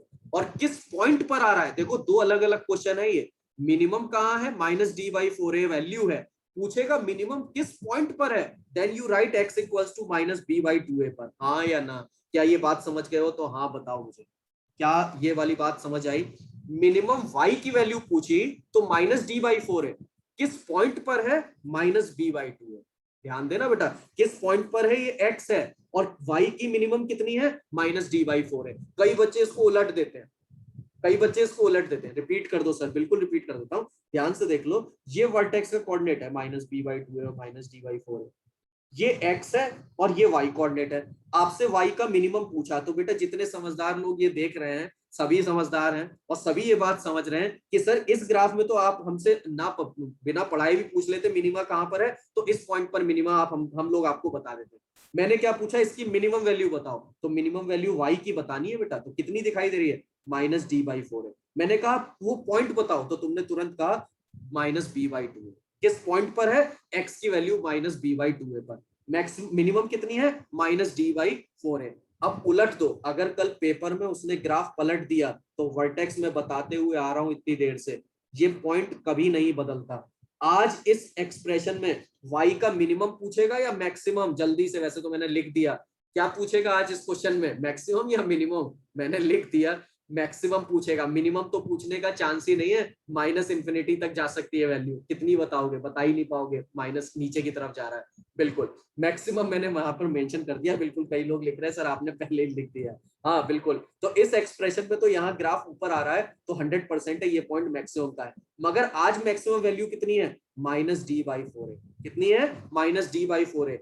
और किस पॉइंट पर है? माइनस बी बाई टू है। वो इस बात से तो कंफ्यूज नहीं है सर दोनों जगह आपने माइनस डी बाई फोर ए ही क्यों बताया? अरे भाई थोड़ा अपना दिमाग दौड़ाना, यहाँ मिनिमा था और यहाँ मैक्सिमा था, यहाँ पर मैक्सिमम थी और यहाँ पर मिनिमम थी, मगर लोकेशन एक ही है वर्टेक्स की, जिसको आप कहते हैं -d/4a। शायद मैं बहुत देर से बातें रिपीट कर रहा हूँ, अभी क्लियर है? ठीक है भाई, चलो अब इधर देखो। सबसे पहले एक क्वेश्चन से शुरू करते हैं भाई, 2-3-4 क्वेश्चन देख लो ताकि आज आपकी ये डू योरसेल्फ 8 जरूर आपसे हो जाएगी फिर। सॉरी, इस क्वेश्चन में अपन को ट्रू और फॉल्स डिस्कस करने थे। इस क्वेश्चन में अपन को क्या डिस्कस करना है? सॉरी, ट्रू और फॉल्स। अब यहाँ पर एक ग्राफ बना है और ये ग्राफ इस क्वाड्रेटिक एक्सप्रेशन का है, ठीक है भाई, इस क्वाड्रेटिक एक्सप्रेशन का है, और आपसे कह रहा है कि ये सारे पॉइंट जो 7 पॉइंट क्वेश्चन छोटे छोटे पूछे हैं उनमें बताओ कि ये सही है या गलत, ठीक है। तो सबसे पहली चीज यहाँ पर a<0 आपको दिखा रहा है, तो मेरे ख्याल से जितने भी बच्चे हैं अब तो कम से कम ये तो समझ ही गए हैं कि डाउनवर्ड डिजाइन जब भी दिखाई देगी, कभी भी कहीं भी दिखाई देगी, कैसे भी दिखाई दे जाए, हमेशा उसका a<0 होता है। बिल्कुल, पहला आंसर कई लोगों ने इसलिए ट्रू लिख दिया है, मैं भी यहाँ पर फर्स्ट क्वेश्चन के लिए यहाँ मेंशन कर देता हूँ a 0 बिल्कुल सही बात है, क्योंकि ये डाउनवर्ड है, क्योंकि ये डाउनवर्ड पैरामीटर। आपने कहा ठीक है। अब अगर मैं दूसरे पर पूछूं d 0, तो यहाँ बैठे जितने भी बच्चे हैं वो सभी समझ रहे हैं, हाँ सर 2 डिस्टिंक्ट रियल रूट हमें ऐसे ही दिखाई दे रहे हैं, तो 100% है d क्या होगा, >0। क्या फर्स्ट और सेकंड में तो मेरे हिसाब से कोई टेंशन है ही नहीं, सही। अब आ जाते हैं तीसरे क्वेश्चन पर। तीसरा क्वेश्चन उसने कहा एस का मतलब है बेटा यहाँ पे सम ऑफ रूट, एस का मतलब है सम ऑफ रूट, और सम ऑफ रूट आपका क्या होता है, अल्फा प्लस बीटा। अब देखो यहाँ डायग्राम में मैंने मेंशन नहीं किया है, मगर अल्फा और बीटा की जो वैल्यू है वो ग्राफिकल आप देख के कम से कम इतना अंदाजा जरूर लगा सकते हैं कि बीटा की जो पॉजिटिव वैल्यू है, जो बीटा की वैल्यू आएगी वो अल्फा की वैल्यू से ज्यादा आएगी, क्योंकि ये मैग्नीट्यूड इस मैग्नीट्यूड से ज्यादा है, हाँ या ना, बोलो भाई। यानी बीटा की पॉजिटिव वैल्यू अल्फा की नेगेटिव वैल्यू से तो बहुत बड़ी है, हाँ या ना, क्लियर है ये बात मैग्नीट्यूड वाइज। तो बड़ा सिंपल सा लॉजिक तुम सबको दिखाई दे रहा होगा कि नेगेटिव वैल्यू और इसमें हम पॉजिटिव वैल्यू ऐड कर रहे हैं, और पॉजिटिव वैल्यू का जो मैग्नीट्यूड है वो नेगेटिव वाले से मैग्नीट्यूड वाइज बड़ा है, तो कंफर्मली यहाँ पर आपके पास ये आउटपुट कैसा हो जाएगा, आपका आउटपुट हो जाएगा पॉजिटिव। अब इसी चीज को ये तो एक बच्चे ने डायग्राम देख के बता दिया, मगर एक बच्चा बोला सर मैं -b/a से भी लिख सकता हूँ, बिल्कुल देख सकते हो। -b/a से अगर आप देख रहे हो तो आप सबको क्या क्या चीजों का पता होना चाहिए, कि ये पता होना चाहिए कि अपन इसमें क्या क्या देख सकते हैं। अब -b/a में मगर दिक्कत ये आई कि सर यहाँ पर a तो नेगेटिव है, अच्छी बात है, और अगर तुम इस डायग्राम में ध्यान से देखो तो वर्टेक्स का x कोऑर्डिनेट क्या तुम सबको दिखाई दे रहा है जो मैं स्क्रीन पर लिख रहा हूँ? -b/2a जो है वो x एक्सिस के पॉजिटिव पार्ट पर है भाई, तो -b/2a कंफर्मली कैसा है, पॉजिटिव, हाँ या ना, बोलो भाई, क्या ये वाली बात समझ आई? -b/2a कंफर्मली क्या है, पॉजिटिव, और -b/2a अगर पॉजिटिव है तो उसमें 2 से मल्टीप्लाई कर दो तब भी कोई इफेक्ट नहीं आएगा, तब भी ये क्वांटिटी आपकी कैसी रहेगी, पॉजिटिव। तो ये देखो अपन ने ये भी शो कर दिया। आप चाहे डायग्राम को देख के बता देते और आप चाहे -b/a से बता देते, तो अपन का ये भी क्या हो गया भाई, थर्ड वाला भी ट्रू निकल गया, थर्ड वाला भी क्या निकल गया, ट्रू निकल गया। अब आ जाते हैं फोर्थ पर, तो फोर्थ वाले में आपको कह रहा है प्रोडक्ट, तो प्रोडक्ट तो फिर से अल्फा इंटू बीटा, और अल्फा इंटू बीटा की अगर मैं बात करूं तो c/a, और अगर ग्राफ से बात करूं तो पूरी क्लास को दिख रहा होगा अल्फा नेगेटिव वैल्यू है और बीटा पॉजिटिव वैल्यू है, तो आउटपुट पक्के से क्या आने वाला है, नेगेटिव इंटू पॉजिटिव का नेगेटिव आने वाला है, हाँ या ना। क्या ये बात आपको समझ में आई बच्चों? सही है ये बात। अब ये प्रोडक्ट से किया मैंने, अब मैंने ये किससे कर दिया, अल्फा नेगेटिव देखा, बीटा पॉजिटिव देखा, दोनों का प्रोडक्ट आपको बता दिया भाई <0 आएगा।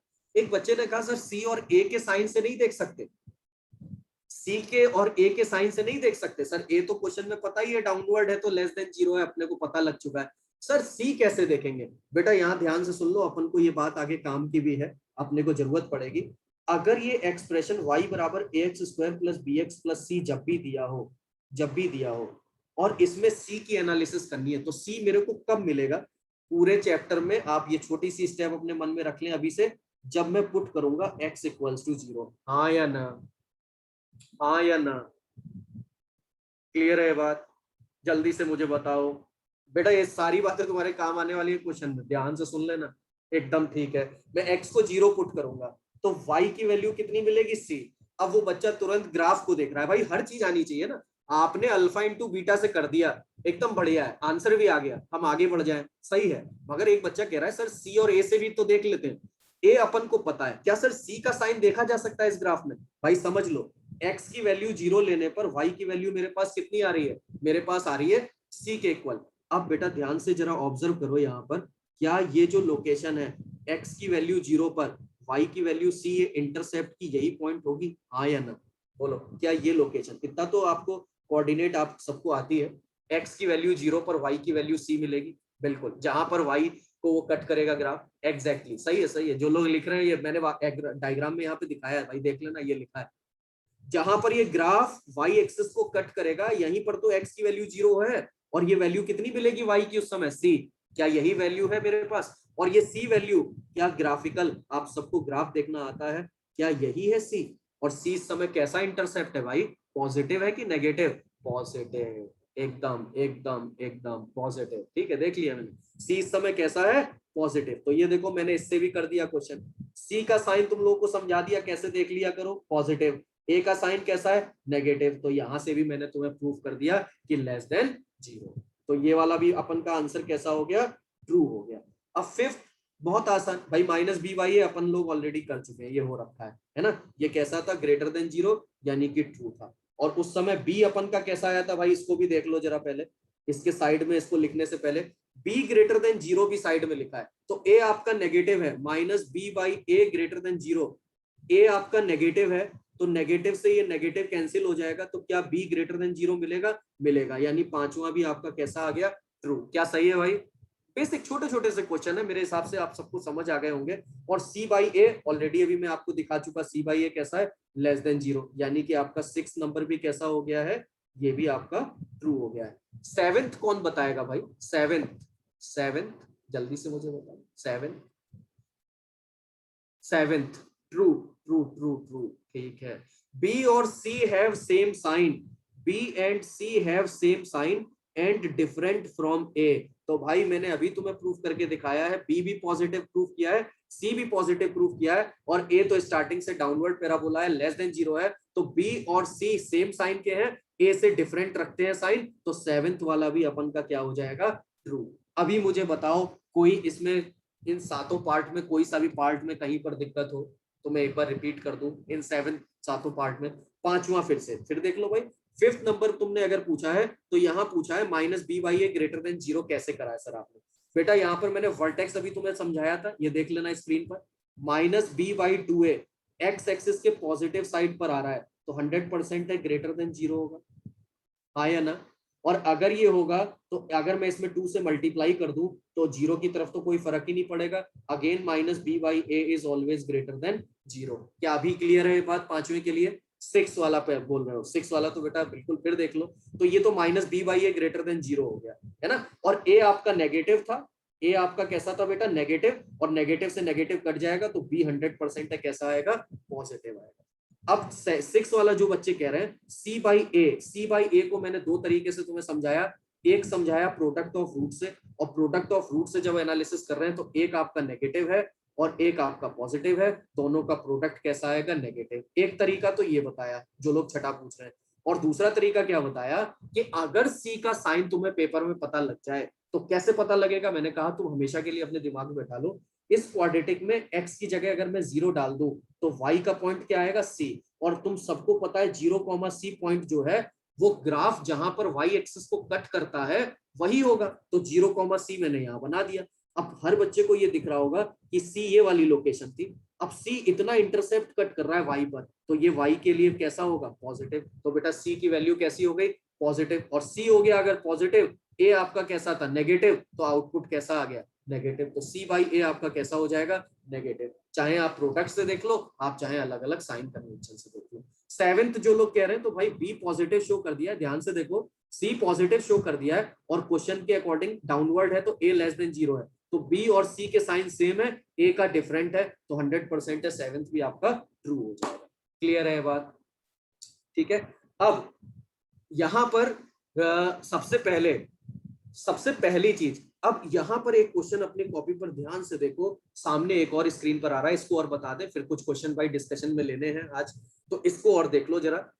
अब यहां पर आपसे कह रहा है सेट ए की value, find the set of values of a for which the quadratic equation, ये क्वाड्रेटिक लेस देन जीरो कब होगी for all x belongs to R, और फिर एक दूसरा क्वेश्चन है ये पॉजिटिव कब होगी for all x belongs to R. क्या ये वही क्वेश्चन आ गया जो अपन लोग अभी थोड़ी देर पहले समझ रहे थे? ये भाई बहुत इंपॉर्टेंट है, मैं बार बार बोल रहा हूँ, बहुत इंपॉर्टेंट है। A x square plus b x plus c greater than zero, तो मैं तुम्हें क्या बता के लाया, अगर ग्रेटर देन जीरो है तो a greater than zero and discriminant less than zero, दोनों इनइक्वालिटी सॉल्व करूंगा और उनका इंटरसेक्शन लूंगा। और अगर a x square plus b x plus c less than zero है तो ए मेरा कैसा होना चाहिए, नेगेटिव, और डी कैसा होना चाहिए, नेगेटिव। ये दो बातें आपको मिस नहीं करनी, जहां पर मैंने वेरी वेरी इंपॉर्टेंट लिखा था मैं फिर से दिखा दूं, ये दो स्टेप आपको मिस नहीं करने। पूरा चैप्टर ग्राफ में अगर आप इन छोटे छोटे स्टेप्स को अपने माइंड में बैठा के चलेंगे तो क्वेश्चन एकदम कन्फर्मली आपसे हो जाएंगे। अब ये जो क्वेश्चन आ रहा है तुम्हारे सामने, ध्यान से देखो, क्या ये वही बात आपको सर वो पूछी जा रही है आपसे? तो बिल्कुल वही बात पूछी जा रही है। ए सेट की वैल्यूज मुझे फाइंड आउट करनी है जिसके लिए क्वाड्रेटिक एक्सप्रेशन, क्वाड्रेटिक इक्वेशन जो है वो लेस देन जीरो हो जाए। तो मैं एक करके दिखाता हूँ, ध्यान से देखो। यानी कि a plus four x square minus two a x plus two a minus six less than zero for all x belongs to R. तो इसके लिए सबसे पहली चीज तुम्हारे दिमाग में क्या आएगी? कोई भी quadratic expression less than zero कब होता है भाई?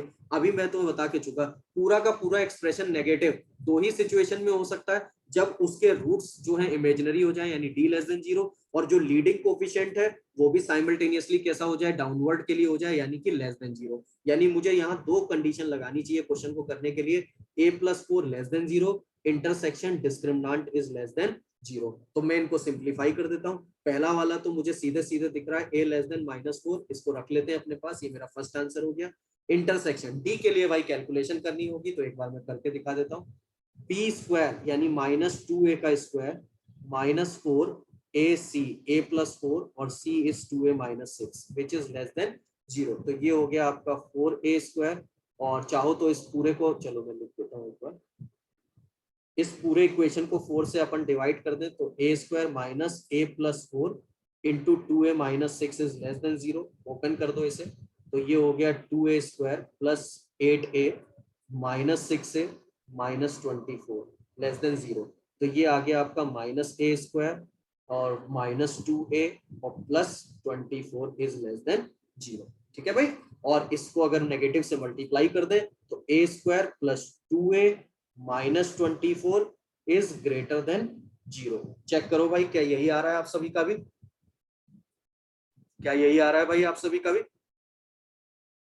ठीक है, बिल्कुल बिल्कुल बिल्कुल ठीक है। अब इसके फैक्टर कर दो बेटा, तो फोर और सिक्स है ना, तो यहाँ आ जाएगा ए स्क्वायर प्लस सिक्स ए, है ना, यानी कि इसको मैं लिख दूं तो मेरे पास आ रहा है फोर और सिक्स के करस्पॉन्डिंग ए प्लस फोर और ए माइनस फोर और ए प्लस सिक्स, इसके फैक्टर हो जाएंगे, ये हो गया ग्रेटर देन जीरो। सही है भाई, देख लो अपनी कॉपी पर, ए स्क्वायर आ जाएगा माइनस का आपका टू ए आ जाएगा प्लस का और माइनस ट्वेंटी फोर, बिल्कुल। अब इसको नंबर लाइन पर आप प्लॉट कर दो तो माइनस सिक्स और फोर, ये सब हम कल इनइक्वालिटी कर चुके हैं, पॉजिटिव नेगेटिव पॉजिटिव। तो यहां से ए का इंटरवल बेटा क्या आ गया, माइनस इंफिनिटी से माइनस सिक्स यूनियन फोर से इंफिनिटी। एक आंसर ये है अपना और एक आंसर आपके पास ये है, और दोनों के बीच में क्या लगा है बेटा, इंटरसेक्शन। तो मैंने कल तुम्हें क्या कहा था, नंबर लाइन बनाओ, नंबर लाइन पर इंटरसेक्शन क्यों लिया है? इंटरसेक्शन भाई इसलिए लिया है क्योंकि साइमल्टेनियसली, भाई जो लोग, कल भी मैंने बोला था आज फिर रिपीट कर रहा हूं, जब आप एक्स एक्सिस के नीचे ग्राफ को बनाओगे तो सारी वैल्यूज नेगेटिव होने के लिए पहली बात तो उस पैराबोला को डाउनवर्ड होना पड़ेगा, और जब डाउनवर्ड बनेगा, सोच के देखो, जब डाउनवर्ड बनेगा तो इसको वाई एक्सिस को कट नहीं करना चाहिए ना, तो नीचे ही नीचे भागेगा ना, तो इसके लिए कंडीशन क्या होनी चाहिए, डी लेस देन जीरो और ए लेस देन जीरो साइमल्टेनियसली होना चाहिए। अगर किसी ने ए लेस देन जीरो साइमल्टेनियसली नहीं लगाया तो भाई ग्राफ अगर पलट गया तब तो कट कर देगा ना, तो डी लेस देन जीरो के साथ में साइमल्टेनियसली ए का लेस देन होना जीरो जरूरी है ताकि ये डाउनवर्ड बने और कभी भी इमेजिनरी रूट के अलावा रियल रूट ना आए। अब इंटरसेक्शन कैसे लेंगे, तो मैंने कल भी आपसे कहा था, पहले नंबर लाइन पर इन पॉइंट्स को बना दो, एक है माइनस सिक्स, एक है माइनस फोर, एक है फोर। एक आंसर आ रहा है माइनस फोर से छोटा, तो ये हो गया भाई माइनस फोर से छोटा, और एक आंसर आ रहा है माइनस इन्फिनिटी से -6 यूनियन 4 से इन्फिनिटी। ये दो आंसर थे, दूसरा आंसर ये है। दोनों का कॉमन मैंने आपसे कल कहा था, जहां पे दोनों लाइनें आ रही हैं वही हमारे पास कॉमन आंसर है। तो कॉमन आंसर आपका फाइनली पहले क्वेश्चन का जो अपन कर रहे हैं वो कितना हो जाएगा, a belongs to final answer, final answer a belongs to minus infinity से -6। हाँ या ना, क्लियर है बात भाई? माइनस इन्फिनिटी से -6। ठीक है भाई। अब जो काम मैंने इस क्वेश्चन में करके दिखाया, बिल्कुल आप में से कई लोग खुद भी कर रहे थे साथ में, तो उन्होंने कर भी लिया और आंसर पहले ही भेज दिया है, कि एकदम बढ़िया। साथ में बेटा एक और क्वेश्चन लिखा है, आप चाहो तो इसको भी अटेम्प्ट कर सकते हो खुद से। कैसे, मैं इतना जरूर आपको बता दूं, ये सेकंड नंबर का जो क्वेश्चन है इसमें आपके पास लिखा हुआ है a-1 x² minus a+1 x और +a+1 is greater than 0 for all x belongs to R। जल्दी से मुझे बताएं, अब की बार ये पूरा क्वाड्रेटिक एक्सप्रेशन क्या करना चाहता है, पॉजिटिव करना चाहता है। तो आपने क्या सीखा था, पॉजिटिव हो जाए पूरा क्वाड्रेटिक एक्सप्रेशन यानी अपवर्ड पैराबोला होगा, d लेस देन 0 होगा, और अपवर्ड है तो a ग्रेटर देन 0 होगा। इन दोनों कंडीशन को अब की बार मैं क्या करूंगा, साथ में लगा के इंटरसेक्शन लूंगा। तो भाई शुरू कर देते हैं इसको, अगर आप कर रहे हो तो यहाँ पर पहली कंडीशन a-1 ग्रेटर देन 0 लगाओगे, साथ में intersection discriminant is less then 0। क्या ये बात समझ गए हो दोनों क्वेश्चनों की? तो मुझे चैट बॉक्स में अभी बता दो, क्या इन दोनों में कोई रिपीट तो नहीं करना क्वेश्चन? आंसर सेकंड वाले का a ग्रेटर देन 5/3 भाई अरविंद ने कर लिया है। बाकी लोग भी इसको चेक कर लेना, फिर आंसर मैं आपको कल बता दूंगा क्या आंसर आ जाएगा इसका। 5/3 से इंफिनिटी, सही है एकदम। जहां तक दो लोगों ने ये करा है भाई, दो लोगों का आंसर ये आ रहा है 5/3 से इंफिनिटी। प्रियांशु एक बार रिपीट कर देंगे? बिल्कुल, देख लो बेटा, ये बात आज की सबसे इंपॉर्टेंट है, इसको मिस मत करना। कोई भी क्वाड्रेटिक एक्सप्रेशन हमेशा नेगेटिव कब होगा, तो बस तुम्हारे दिमाग में तुरंत ये ग्राफ आ जाना चाहिए, हमेशा नेगेटिव जब होगा जब वो एक्स एक्सिस के नीचे आ जाए। कहाँ आ जाए? बिलो एक्स एक्सिस आ जाए, बिलो एक्स एक्सिस। तो ये कब हो रहा है? जब d लेस देन 0 है और साथ में a का साइन लेस देन 0 है, और दोनों का अपन क्या ले लेते हैं, इंटरसेक्शन। अब रही बात कैलकुलेशन की, तो भाई ये कैलकुलेशन तो मैंने आपको कल भी इनइक्वालिटी का पूरा करके दिखाया, ध्यान से ऑब्जर्व करो, पूरा हो रहा है तुम्हारे पास क्लियरली, उसको समझो। और इंटरसेक्शन कैसे किया तो वो मैंने आपको बताया। अब दूसरे क्वेश्चन में अगर तुम प्रियांशु पूछ रहे हो कि ग्रेटर देन 0 है, तो आज क्या है, तो बेटा पूरा क्वाड्रेटिक एक्सप्रेशन यानी कि अबव एक्स एक्सिस लाई करे। कहां लाई करे? Above x axis. और अबव एक्स एक्सिस का मतलब a ग्रेटर देन 0 हो, साइमल्टेनियसली d लेस देन 0। तो ये बात आपको ध्यान रखनी थी। ये दोनों क्वेश्चन आप लोग कर लोगे, इसको आप करना। इसके बाद अपन कुछ क्वेश्चंस ले लेते हैं भाई। पहले रेस 9 से शुरू कर ले। चैट बॉक्स में बताओ, मुझे बताओ, क्या रेस 9 से पहले शुरुआत कर ले? क्या रेस 9 से शुरू कर ले? बिल्कुल, कई लोगों ने लिख दिया है। ठीक है भाई, चलो रेस 9 से शुरुआत कर देते हैं, है ना। ये कैसे, वैभव पूछ रहा है कि ये कैसे पता लगा इसके रूट्स इमेजिनरी होंगे? अरे वैभव, किसी क्वाड्रेटिक एक्सप्रेशन को सिर्फ और सिर्फ पॉजिटिव होना। चलो एक बात और बता दूं ताकि तुम सभी ये बात ध्यान भी दोगे। अगर कोई क्वाड्रेटिक एक्सप्रेशन पॉजिटिव और नेगेटिव साइमल्टेनियसली देगा तो समझ जाना उस क्वेश्चन का डी हमेशा क्या है, ग्रेटर देन 0 है। और अगर कोई क्वाड्रेटिक एक्सप्रेशन पॉजिटिव और 0 दिया हुआ है तो 100% है d ग्रेटर इक्वल 0। मतलब यहाँ पर तो आप चाहें तो सीधे साइमल्टेनियसली एक कंडीशन यूज कर सकते हो, d इक्वल्स टू 0, अगर इक्वल रूट्स की बात कर रहा है। और अगर कोई क्वाड्रेटिक इक्वेशन हमेशा पॉजिटिव दिया है तो भाई विभव एक बात बताओ, पॉजिटिव एक्स एक्सिस के ऊपर ही जाएगा ना ग्राफ, तो रूट्स कैसे आएंगे, इमेजिनरी। थोड़ा ध्यान से, थोड़ा ध्यान से, है ना। चलो अब भाई रेस 9 से शुरू कर लेते हैं, है ना। बिल्कुल, चलो रेस 9 में तुम लोग मुझे बताओ, पहले रेस 9 का ही देख लेते हैं भाई। रेस 9 में कौन सा क्वेश्चन है? रेस 9 का 12 का बी। बिल्कुल 12 का बी। रेस 9 में कई लोगों ने 12 नंबर पूछा है, बिल्कुल कल मैंने उसमें ही बताया था। देख लो भाई, इधर देखना जरा, 12 का यहाँ पर लिखा हुआ है 12 का बी, और आस्तिक कह रहा है 10 11। ठीक है, सत्यम 11। ठीक है बेटा, देख लो पहले ध्यान से।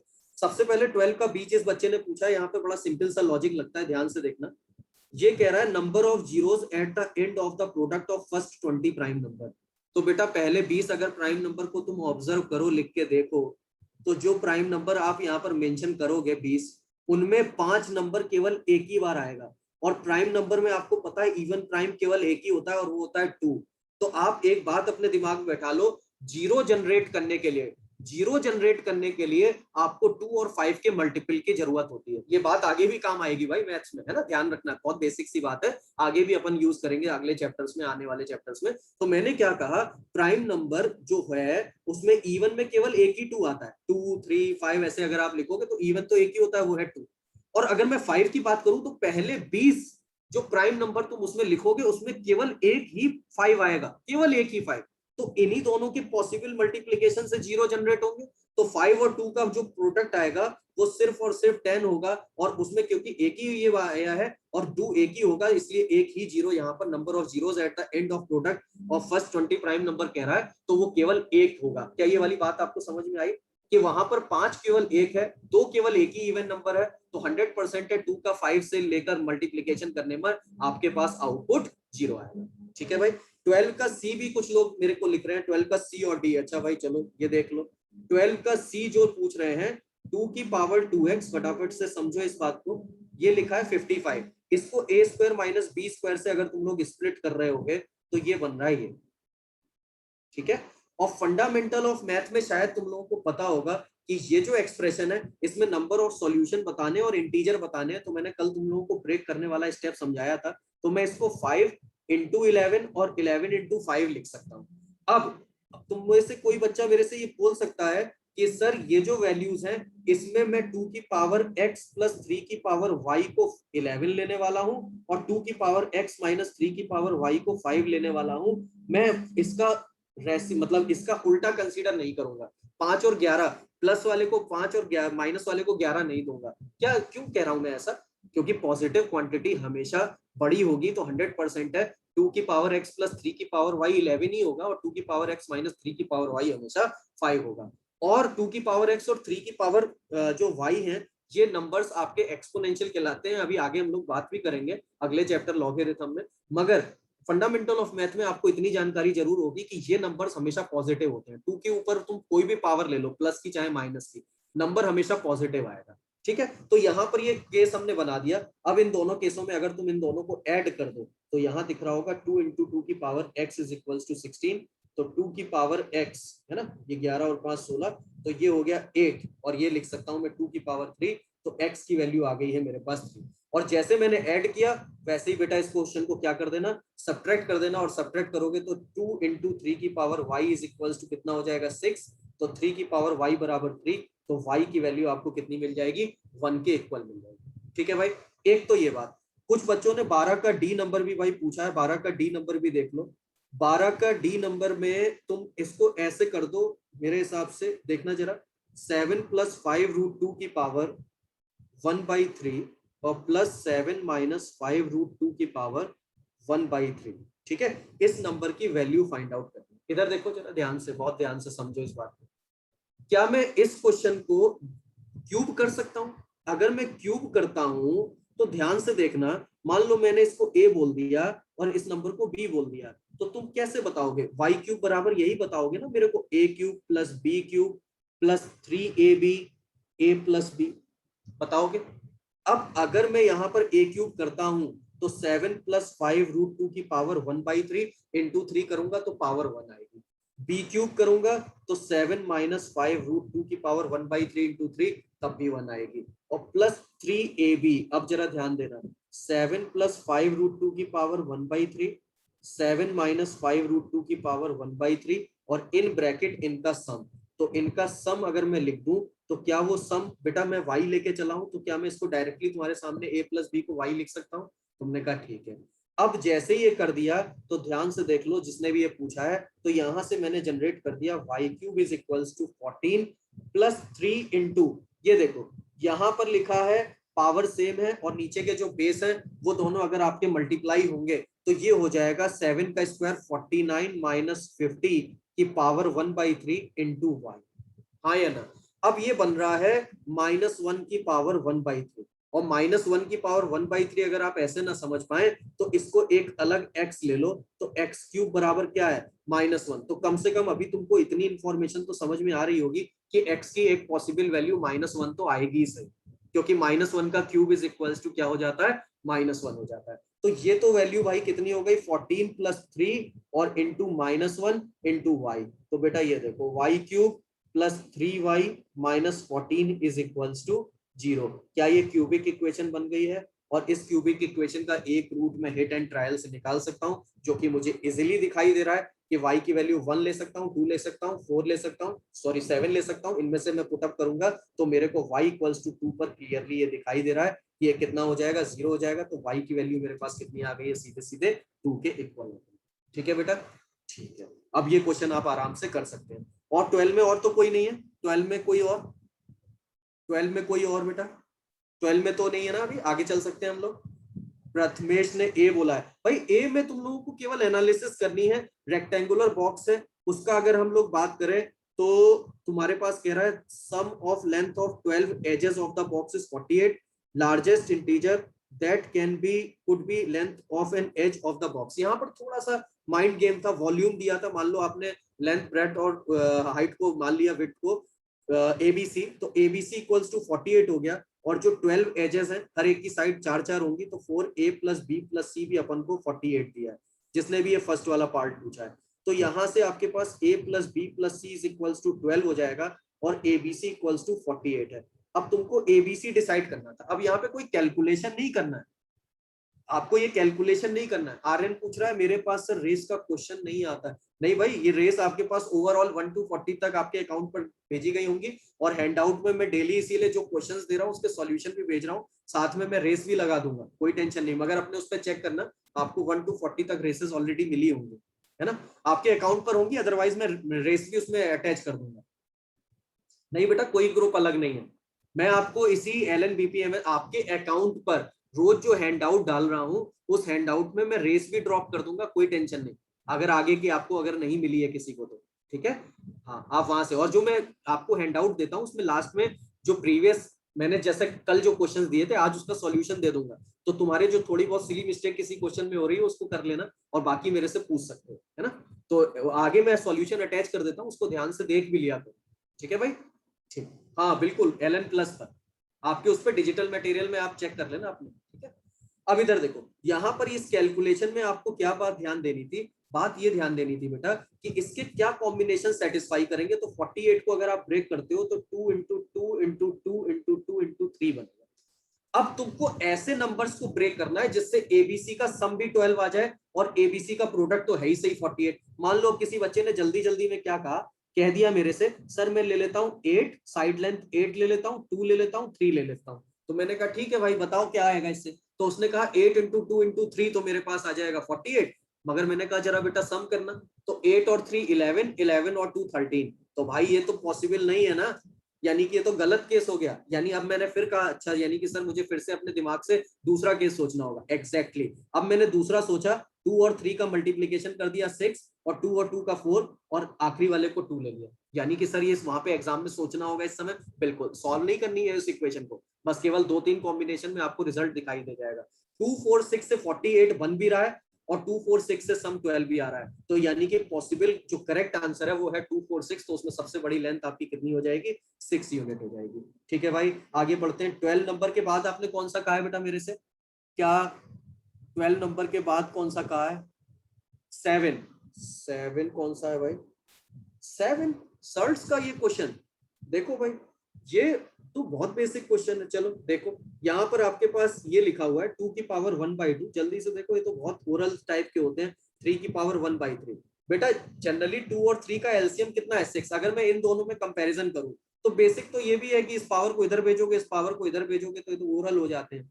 2 की पावर 3, तो ये 8 आ रहा है, ये 9 आ रहा है। यानी मैंने 2 की पावर 1/2 और 3 की पावर 1/3 में तुम्हें कंपेयर करके बता दिया कि 3 वाला डेटा बड़ा होगा। अब मान लो तुम्हें 3 की पावर 1/3 और 6 की पावर 1/6 में कंपैरिजन करना था, तो मैं क्या करूंगा, 3 की पावर 6 और 6 की पावर 3 कर दूंगा। अरे आप एलसीएम लेके चाहे तो पावर होल पावर ले लो या फिर इंटरचेंज कर दो। 3 की पावर 6 और 6 की पावर 3 में ये 216 है, और 3 की पावर 6 आपका 243 × 3 यानी 729 है। तो ये देखो यहाँ पर 3 बड़ा आ गया। क्या जिसने भी ये क्वेश्चन पूछा है क्या कॉन्सेप्ट समझ आ गया है? ये तो बहुत सबसे आसान है भाई, तुरंत तुरंत तुम एक एक नंबर को चेक कर लो कौन किससे ग्रेटर है किससे लेसर है ना। सोनू पूछ रहा है 10th नंबर देख लो। वैसे मैंने इसमें एडिशनल में आपको जो कल सॉल्यूशन भेजा है यहाँ छोटा छोटा लिख भी दिया था क्योंकि यहाँ थोड़ा सा ही लिखा हुआ था, मगर फिर भी मैं एक बार एक्सप्लेन कर देता हूँ। इधर देखो 10th नंबर में आपके पास एक सर्किल गिवन था, ठीक है, और इसमें एक 12 यूनिट का स्क्वायर था। मान लो मैंने कुछ स्क्वायर जैसा भाई लग नहीं रहा है, स्क्वायर मान लेना इसको, ये कुछ ऐसे बना, ठीक है, और एक 4 यूनिट का, ठीक है, और ये आपका लाइन, ये आपका सेंटर। ध्यान से देखना बच्चे, ये 12 यूनिट है, तो आपको पता है जो डायमीटर है वो इस डायमीटर के अकॉर्डिंग, ये भी लेंथ 12 थी तो ये वाला पार्ट आपका 6 यूनिट और ये भी 6 यूनिट होगा, और ये टोटल 4 था तो ये 2 यूनिट और ये 2 यूनिट होगा। अब तुम ध्यान से ये ऑब्जर्व करो कि अपन को इस सर्किल की रेडियस निकालनी है, तो अगर रेडियस निकालनी है तो मैं क्या करता हूं, मैं इसको इधर से जोड़ देता हूं सेंटर से पेरिफेरी के कोऑर्डिनेट को, और एक इधर ऐड कर देता हूं, ठीक है। अब जब मैंने ये ऐड करा तो तुम ध्यान से देखो ये वाली लेंथ आपके पास 12 है ना, क्योंकि स्क्वायर थे 12 है, यानी अगर ये 12 है तो अपन कुछ ऐसा कर ले कि इस पार्ट को मैंने तुम्हारे सामने x मान लिया। कितना मान लिया भाई? x मान लिया। कितना मान लिया? ये मैंने तुम्हारे सामने x मान लिया, इतना। तो ये वाला जो रिमेनिंग पार्ट है वो 12 माइनस एक्स होगा, और आपको पता है ये भी 90 है और ये वाला एंगल भी 90, अरे डायमीटर है ना, तो इसके ऊपर ये 90 होगा ना, और ये आपकी रेडियस है, ये आपकी रेडियस है। तो क्या तुम सबको यहाँ पर दिखाई दे रहा है ये लेंथ स्क्वायर 4 यूनिट का है, ये 4 यूनिट का है, तो 100% है ये वाली लेंथ भी 4 यूनिट हो, ये 4 यूनिट है। अब मैं तुमसे कहूं कि इस ट्राइंगल में, मान लो इसको नाम दे देते हैं, ये सेंटर सी था, इसको ए दे देते हैं, इसको बी दे देते हैं। ट्राइंगल ACB में अगर मैं बात करूं तो आप सभी को यहां पर दिखाई दे रहा होगा कि R square is equals to, क्या ये वाली लेंथ तुम लोगों को दिखाई दे रही है? 4 + x के बराबर है, तो बेटा क्या हो जाएगा, ये 4 + x का होल स्क्वायर और प्लस ये वाली लेंथ किसके बराबर है? 2 यूनिट के बराबर है। मैंने पाइथागोरस थ्योरम लगा दी। क्या मैंने पहला इक्वेशन जनरेट कर लिया? और सेम ऐसे ही अगर मैं इस ट्राइंगल में अब ये बात अप्लाई कर दूं, यहां अप्लाई कर दूं इस ट्राइंगल में, तो ये r है, ये 12 माइनस एक्स है और ये 6 यूनिट है, तो मेरे पास second equation r square is equals to 12 minus x का स्क्वायर प्लस 6 स्क्वायर जनरेट होगा। और दोनों आर स्क्वायर हैं, तो क्या मैं यहाँ से फर्स्ट और सेकंड को आपस में इक्वेट करके आर एक्स के टर्म में पहले एक्स सॉल्व कर लूंगा, और एक्स आ गया तो मैं उसमें पुट अप कर दूंगा किसी भी इक्वेशन में और मेरे को आर मिल जाएगा। क्लियर है बात? ठीक है, और बताओ भाई।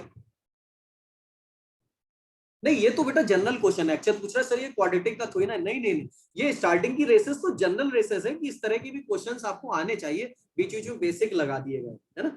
11th नंबर आपने ऑलरेडी किया होगा भाई, सर ने आपको कराया भी होगा, फिर भी मगर सुन लो 11 जो लोग कह रहे हैं, यहाँ पर अगर आप ध्यान से ऑब्जर्व करें तो इसमें सबसे छोटा फैक्टर है 5 की पावर 1/16 + 1।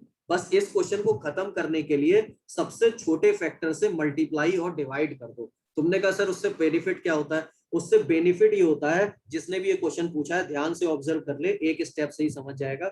यहाँ पर ये लिखा है और उसके बगल में आपने उसका कॉन्जुगेट एक तरह से मल्टीप्लाई कर दिया, तो a + b और a - b जब प्रोडक्ट लोगे तो ये 5 की पावर 1/16 का स्क्वायर 1/8 बन जाएगा और माइनस b² यानी कि 1 का स्क्वायर। अब ये आ गया। अब तुम ध्यान से ऑब्जर्व कर पा रहे हो, जिस भी बच्चे ने पूछा है, ये देखो ये उसके बगल में आ गया। अब ये 5 की पावर 1/8 + 1 है और ये तुम्हारे पास 5 की पावर 8 - 1 है, तो अगेन अगर मैं करूंगा a² - b² तो 5 की पावर 1/4 - 1 हो जाएगा। क्लियर है भाई ये बात? ठीक है, चलो ठीक। और कोई इसमें हो गए हैं क्या? हम लोग आगे चल सकते हैं? ठीक है भाई। रेस 10 का एक सेकंड बेटा, रेस 10 का, हाँ रेस 10 का 1 और 2, बिल्कुल रेस 10 का 2 शायद मैक्सिमम कई लोग पूछ रहे हैं, देख लो 1 और 2 दोनों ही देख लो, मैं तुम्हें समझा देता हूँ एक बार। यहां पर आपके पास ये इक्वेशन दिया है m exist natural number m और n, जिस पर m² is equals to n² + 2010। ठीक है, ध्यान से देखो, इसमें तुमसे वो जानना चाह रहा था कि कितने एग्जिस्ट करेंगे नेचुरल नंबर m और n जिस पर m square is equals to n square plus 2010। ये बड़ा प्यारा क्वेश्चन है, कई बार ये क्वेश्चन आपको नजर आ जाएगा, और नंबर कभी कभी ये बहुत बड़े बड़े दिए होते हैं, मगर उससे घबराने की जरूरत नहीं है। क्या करते हैं ऐसे क्वेश्चन का कॉन्सेप्ट क्या है, m square minus n square is equals to तुम 2010। अब इस 2010 के जरा फैक्टर करके मुझे चैट बॉक्स में बताएं जल्दी से, 2010 के फैक्टर्स करना बेटा।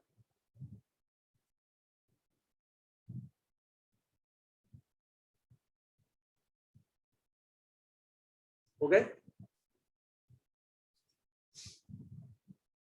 ठीक है, 2, 3, 5 और 67। ठीक है ठीक है ठीक है ठीक है। अब इधर देखो जरा, सभी लोग इधर देखो। अब तुम ध्यान से इसको ऑब्जर्व करो कि ये m माइनस एन है और ये m प्लस एन है, ठीक है। और ये जो 2010 है ये इवन नंबर, कैसा नंबर है? इवन नंबर है। क्वेश्चन अच्छा है भाई, ध्यान से समझ ले सभी लोग। ये कैसा नंबर है? इवन नंबर है। अब इवन नंबर आने के लिए 100% कंफर्म है ये m और n नेचुरल नंबर है अगर, तो ये दो लोगों का प्रोडक्ट अगर नेचुरल सॉरी इवन नंबर हमें प्रोड्यूस करना है, तो मेरे दिमाग में दो ही पॉसिबिलिटी आ रही है। कौन सी दो पॉसिबिलिटी आ रही है? या तो यहाँ पर मैं ऑड में से ऑड को सब्ट्रैक्ट करूं, मतलब ये ऑड नंबर हो, ये भी ऑड नंबर हो, और मैं इसमें से इसको सब्ट्रैक्ट करूं, और यहाँ पर मैं आपके odd number plus odd number को ऐड करूं। क्या इवन नंबर जनरेट होगा इस केस में? जल्दी से मुझे चैट बॉक्स में बताएं, क्या इवन नंबर आ पाएगा इस केस में? कुछ लोग नो लिख रहे हैं, कुछ लोग यस। अरे भाई मन में सोच लिया करो ना। मान लो तुमने यहाँ पर 3 और 5 लिखा होता, या मैं चलो 5 और 3 कर रहा हूँ, तो मैंने यहाँ पे 5 और 3 कर दिया, तो इस केस में ये 2 आ रहा है, ये 8 आ रहा है, तो इनका प्रोडक्ट इवन आ जाएगा ना। ठीक है, यानी कि odd number plus odd number में कर रहा हूं तो मेरे पास इवन नंबर प्रोड्यूस होता है, और ऑड नंबर में से मैं ऑड नंबर सब्ट्रैक्ट कर रहा हूं तो मेरे पास इवन नंबर प्रोड्यूस होता है, तो इनका प्रोडक्ट यानी कि मेरे पास इवन नंबर आ जाएगा। दूसरी पॉसिबिलिटी क्या होगी? दूसरी पॉसिबिलिटी ये होगी कि ये भी इवन नंबर हो और ये भी इवन नंबर हो, m और n दोनों इवन नंबर हो, तब भी तो आ सकता है। बोलो भाई, तब भी तो आ सकता है क्योंकि सेम नंबर से है। इसके लिए भी आ सकता है, मगर क्या तुम में से कोई ये बात बताएगा कि कभी इवन और ऑड के लिए ये चीज एग्जिस्ट कर पाएगी, राइट साइड इवन हो जाए? क्या ये कभी इवन और ऑड के लिए कर पाएगा कभी? बोलो बच्चे। बिल्कुल इवन और ऑड के लिए नहीं कर पाएगा। अब तुमने कहा सर इस थीम से हमें पता क्या लग रहा है? बेटा इस बात से आपको ये पता लग रहा है कि ये अपन के पास इवन नंबर दिया था, और ऑड माइनस ऑड का केस ले लो, मतलब दोनों को m और n को अगर आप ऑड नंबर मान लें और m और n को आप इवन नंबर मान लें, हर केस में आप जब ऑड में से ऑड सब्ट्रैक्ट करोगे या ऑड में से ऑड को प्रोडक्ट करोगे तो 100% है यहाँ पे मल्टीपल ऑफ टू जनरेट होगा। भाई जैसे मैंने अभी आपको एग्जांपल 5 माइनस 3 करके दिखाया तो 2 आया, तो 2 का मतलब 2k1, मतलब ये 5 माइनस 3 की जगह 9 और आपका 5 ले लेता तो 4 आ जाता, यानी ये हमेशा 2 का मल्टीपल आएगा। और ऑड प्लस ऑड नंबर भी हमेशा 2 का मल्टीपल आएगा। एग्री करते हो इस बात से? और सेम इवन माइनस इवन भी 2 का मल्टीपल होता है हमेशा, और इवन प्लस इवन भी हमेशा 2 का मल्टीपल होता है। क्या ये वाली बात आपको समझ आई बच्चे? क्या इवन ऑड माइनस ऑड आपका इवन नंबर होगा? फिर रिपीट कर रहा हूं, 2 का मल्टीपल होगा। ऑड प्लस ऑड भी 2 का मल्टीपल होगा। यही same case even minus even भी आपका क्या होगा? इवन का 2 का मल्टीपल होगा, और इवन प्लस इवन नंबर भी आपका 2 का मल्टीपल होगा, है ना। अब यहां पर अगर मैं बात करूं तो ये 2 के मल्टीपल्स अगर आपस में प्रोडक्ट होंगे तो बेटा लेफ्ट साइड हमेशा 4 की मल्टीपल होगी, मल्टीपल ऑफ 4k1 k2, यानी हमेशा 4 का मल्टीपल जनरेट होगा। बहुत इंपॉर्टेंट क्वेश्चन है बेटा, ध्यान देना। 2010 की जगह वो बार बार नंबर बदल देता है, मगर हमेशा कॉन्सेप्ट यही चलेगा, ये हमेशा 4 का मल्टीपल होगा लेफ्ट साइड। अब जरा अपने राइट साइड को ध्यान से देख लो, राइट साइड सिर्फ और सिर्फ 2 का मल्टीपल है, हाँ या ना? बोलो बच्चे, राइट साइड सिर्फ 2 और का मल्टीपल है, और लेफ्ट साइड कह रहा है हमारा किसका मल्टीपल है? 4 का। तो क्या ये दोनों कभी आपस में सेम हो सकते हैं? कभी भी सेम नहीं हो सकते हैं। क्या मेरी बात आपको समझ आ रही है? मैं आज आपको जब यहाँ पर ये भेजूंगा तो यहाँ पर ये बात आपके पास जो लिखी हुई है अभी मैंने यही एक्सप्लेन करी है आपको, अगर आप ध्यान से अपने स्क्रीन पर देख पा रहे हो। m minus n m plus n odd हो सकते हैं, m minus n m plus n even हो सकते हैं, तो हमेशा इनका जो प्रोडक्ट है वो मल्टीपल ऑफ 4 आएगा। मैं तुम्हें यही दिखा रहा था यहाँ पर, अगर तुमने ध्यान दिया हो इस पर। तो ये हमेशा 4 है और राइट साइड में हमेशा किसका मल्टीपल है, 2 का। तो कभी भी ये दोनों आपस में एक दूसरे के इक्वल हो ही नहीं सकते। क्लियर है बात। प्रियांशु लिख रहा है इवन और ऑड वाला केस भी लीजिए। बेटा इवन और ऑड वाले पर तो तुम्हारा राइट साइड इवन कभी जनरेट ही नहीं होगा ना। प्रियांशु मेरी ये वाली बात समझे, अगर तुमने m को ऑड और n को इवन ले लिया तो जरा देखो m minus n into m plus n आपके पास जनरेट ही नहीं होगा ना इवन। ठीक है, ठीक है भाई, क्लियर है बात। और हाँ, अब जैसे कुछ बच्चे कह रहे हैं सर ऐसे क्वेश्चन में अगर इक्वल हो जाता तो, नहीं नहीं, वो तुम्हारी टेंशन नहीं है। ये क्वेश्चन डेवलप करने के पीछे कुछ थीम होती है, ये नहीं कि कुछ भी दिया और उसको हम सिंप्लीफाई करने लग गए। इस क्वेश्चन को, ये क्वेश्चन असल में एक्चुअल में डेटा बदल बदल के जब भी आया हमेशा नो सॉल्यूशन आपके पास प्रोवाइड कर देता है, मगर उसकी अप्रोच को समझे। इक्वल होता तो एनालिसिस अलग होती, मगर ये क्वेश्चन पर्टिकुलर क्वेश्चन इक्वल वाला नहीं है। तो अपने मन से आप कभी ऐसा ना करें कि क्वेश्चन जो दिया है उसकी लैंग्वेज बदल के कोशिश कर रहे हैं और उस पर आधा एक घंटा लगा दिया, बाद में पता लगा ये तो करना ही नहीं था। बिल्कुल सतीश ने एकदम सही लिखा सर, ये लॉजिकल क्वेश्चंस होते हैं। एकदम सही बात है, लॉजिकल क्वेश्चंस होते हैं और इनके पीछे एक फिक्स थीम होती है। अगर आपको पता है तो आप उसको अप्रोच जा सकते हैं। अब आपने ये बात आज सुन ली तो इसके जैसे आप क्वेश्चन पर कॉन्सेप्ट अपना दिमाग लगा सकते हैं। ठीक है भाई, सेम आप इसमें से फर्स्ट वाला तो मेरे हिसाब से बन गया होगा। हाँ, एक ये देख लो भाई, ये तुम लोगों के लिए शायद नया था। ये वाला आप लोगों ने किया है क्या फंडामेंटल ऑफ मैथ में? एक ये वाला जरूर देख लो भाई, कुछ लोग अगर पूछ रहे हो तो। क्या ये वाला आपको मैं बता दूं एक बार, ये रेस 10 में ये कई लोग होगा, इजी था, कर ले गए हो ना सब लोग?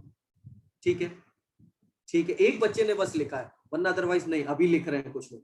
अच्छा, बस मैं एक बात बोल दूं, जिसने भी ये पूछा है बस बेटा ये समझ लेना, हो सकता है उसने फंडामेंटल ऑफ मैथ में ऐसा क्वेश्चन ना देखा हो। 1+ जब ये सीरीज इनफाइनाइट तक जाती है तो इसमें ये ऐसे क्वेश्चंस के में केवल ये चीज हम समझने की कोशिश करते हैं कि इसका रिपीटिशन कहां से हो रहा है। और उसी जगह पर जैसे आप कभी ये ऐसे इस बात को ऐसे समझो कि कोई चीज इनफाइनाइट तक जा रही है, तो इनफाइनाइट में से किसी एक टर्म को कम भी कर दोगे तब भी आपका वो टर्म इनफाइनाइट ही कहलाएगा। इनफाइनाइट में से 5 सब्ट्रैक्ट कर दोगे तब भी वो आपका इनफाइनाइट ही कहलाएगा। तो अपन ने यहाँ पे क्या किया, x इक्वल्स टू 1+1 अपॉन, ध्यान से देखो, 2+1 अपॉन। अब ये देखो क्या यहां से वापस पूरा का पूरा आपका एक्सप्रेशन रिपीट होना शुरू हो गया है? देखो जरा ध्यान से, यहां से पूरा का पूरा expression as it is repeat होना शुरू हो गया है। तो बस इस क्वेश्चन में कुछ नहीं करना, उस जगह पर ले जाकर वापस x को पुट अप कर देते हैं। क्या ये वाली बात आपको समझ आ गई भाई? जिसने भी ये पूछा है कि सर एक बार बता दो, क्या ये वाली बात क्लियर है? जहां से रिपीट करेगा, बिल्कुल विभव ने लिख दिया, जहां से ये रिपीट करेगा उस जगह x रख दो और उसके बाद तो आपका सिंपल है, टेक एलसीएम, 2x+1 और ये x ऊपर चला जाएगा, उसके बाद एलसीएम वगैरह ले लेंगे। ठीक है, और बताओ भाई इसमें क्वेश्चन 6, क्वेश्चन नंबर 6, बिल्कुल बिल्कुल बिल्कुल, क्वेश्चन नंबर 6 में मैं आपको ये बता दूं, इधर देखना जरा, डायग्राम मुझे बनाना नहीं पड़ेगा।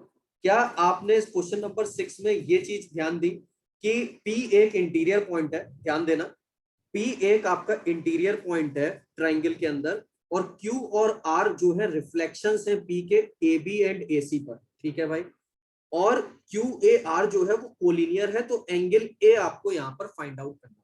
बेटा सबसे पहली चीज, कई बच्चे लिख रहे हैं सर हमने कर लिया, अच्छी बात है भाई, जो लोग कर ले गए बहुत ही अच्छी बात है, मगर जो लोग लिख रहे हैं तो उनके लिए मैं एक बार डिस्कस कर दूं, आप भी सुन लें एक बार। यहाँ पर आपके पास QAR आपके कोलिनियर हो रहे हैं, एंगल ए की बात कर रहा है, तो अपन ने जो ABC ट्राइंगल बनाया है, ठीक है, अच्छी बात है, और इसके अंदर एक P पॉइंट लाई कर रहा है, और जो Q और R हैं वो इसकी मिरर इमेजेस हैं। बेटा मिरर इमेजेस आप आगे चल के जब इस चैप्टर, इसको स्ट्रेट लाइन चैप्टर में पढ़ेंगे तो आपको बात समझ आएगी एंगल बाइसेक्टर की। यहाँ पर आप ध्यान से ये बात ऑब्जर्व करें कि Q पॉइंट की इमेज P है तो 100% है इमेज है, तो ये वाली लेंथ और ये वाली लेंथ आपस में बराबर होंगी। अगर ये वाली बात समझ रहे हो तो सबसे पहले मुझे ये बताओ, मान लो ये मिरर है और ये पॉइंट है Q, तो और ये पॉइंट है P जो कि उसकी इमेज है, तो 100% है ये दोनों डिस्टेंस आपकी सेम होंगी। इतना तो आप फिजिक्स में ऑप्टिक्स में सब जानते हो, सही बात है ये, बिल्कुल फिजिक्स में पढ़े, एकदम सही बात है। ठीक है, आपने कहा सर यही काम आप आर के लिए भी बोलोगे? मैंने कहा बिल्कुल मैं यही काम आर के लिए बोलूंगा, और उसने क्लियरली QAR को आपको क्या दिया हुआ है, कोलिनियर दिया है, अपन ने कोलिनियर बना दिया। अब बेटा ध्यान से देखो, अगर मैं AQ और ये पॉइंट है M, AQM और AMP इन दो ट्राइंगल को देखूं तो ये वाली लाइन कॉमन है, ये आपका 90 डिग्री है और ये वाले पार्ट आपके बराबर है, तो SAS कॉन्ग्रुएंसी से AQM ट्राइंगल AMP ट्राइंगल के साथ कॉन्ग्रुएंट हो जाएगा। और अगर ये दोनों ट्राइंगल कॉन्ग्रुएंट हो गए तो 100% है, उसके सारे एंगल सारी साइड सेम हो जाएंगी। और ऐसा होते ही ये देखो जिसने भी ये पूछा है ये अल्फा लिया तो अपन इसको भी अल्फा ले लेंगे कि नहीं, हाँ या ना, बोलो बच्चे, अकॉर्डिंग टू कॉन्ग्रुएंसी। ठीक है, अकॉर्डिंग टू कॉन्ग्रुएंसी। अच्छा 90 डिग्री कैसे बना, आदित्य पूछ रहे ये 90 डिग्री। अरे भाई जब भी तुम किसी भी मिरर के अबाउट किसी पॉइंट की इमेज लेते हो तो ये परपेंडिकुलर लाइन होती है हमेशा, हमेशा। इतना तो फिजिक्स में आप लोगों ने कर रखा होगा, ये हमेशा इसके क्या होगा, परपेंडिकुलर लाइन होगी भाई इमेज लेते समय, है ना। चलो फिलहाल तो ये एंगल अल्फा, ये एंगल अल्फा, सेम टास्क क्या मैं इन दोनों ट्राइंगल में पूरे कर सकता हूँ कॉन्ग्रुएंसी से, इन दोनों ट्राइंगल को कॉन्ग्रुएंट कर दूंगा और इन दोनों को कॉन्ग्रुएंट कर दूंगा तो ये बीटा है तो ये वाला भी क्या हो जाएगा, बीटा। और आपको बहुत अच्छे से पता है कि एक स्ट्रेट लाइन पर ये पूरा एंगल कितना होता है 180, तो 2 times alpha plus beta is equals to 180 है, तो आपको क्लियरली दिख रहा होगा अल्फा प्लस बीटा आपका कितना हो जाएगा, 90 के इक्वल हो जाएगा। ठीक है, होमवर्क अभी मैं बेटा आपको उस पर अपलोड कर दूंगा, अभी मैं आपको उस पर अपलोड करूंगा, जो ये हैंड आउट उसमें लास्ट वाले पेज पर रहेगा। 4th नंबर और पूछ रहे हो भाई, 4th भी देख लो।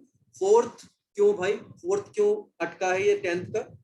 4th तो आपने फंडामेंटल ऑफ मैथ में 2-2 3-3 बार किया होगा। 3 की पावर एक्स स्क्वायर का स्क्वायर लिख सकते हैं, -2 इंटू 3 की पावर एक्स स्क्वायर ब्रेक कर दो, एक्स प्लस 6 लिख सकते हैं, और प्लस 3 की पावर एक्स प्लस 6 का होल स्क्वायर लिख सकते हैं। क्यों भाई, जिसने भी ये पूछा है क्या फंडामेंटल ऑफ मैथ में नहीं देखी थी ये चीज, देखी होगी। अब इसको मैं क्या लिखने वाला हूँ, सीधे के सीधे 3 की power x square a minus b का होल स्क्वायर बराबर 0। और कोई स्क्वायर क्वांटिटी 0 तभी होती है जब 3 की पावर एक्स स्क्वायर ये इसके इक्वल हो जाए, दोनों इक्वल होंगे तभी एक क्वांटिटी 0। खत्म, दोनों को पावर से इक्वेट कर दो।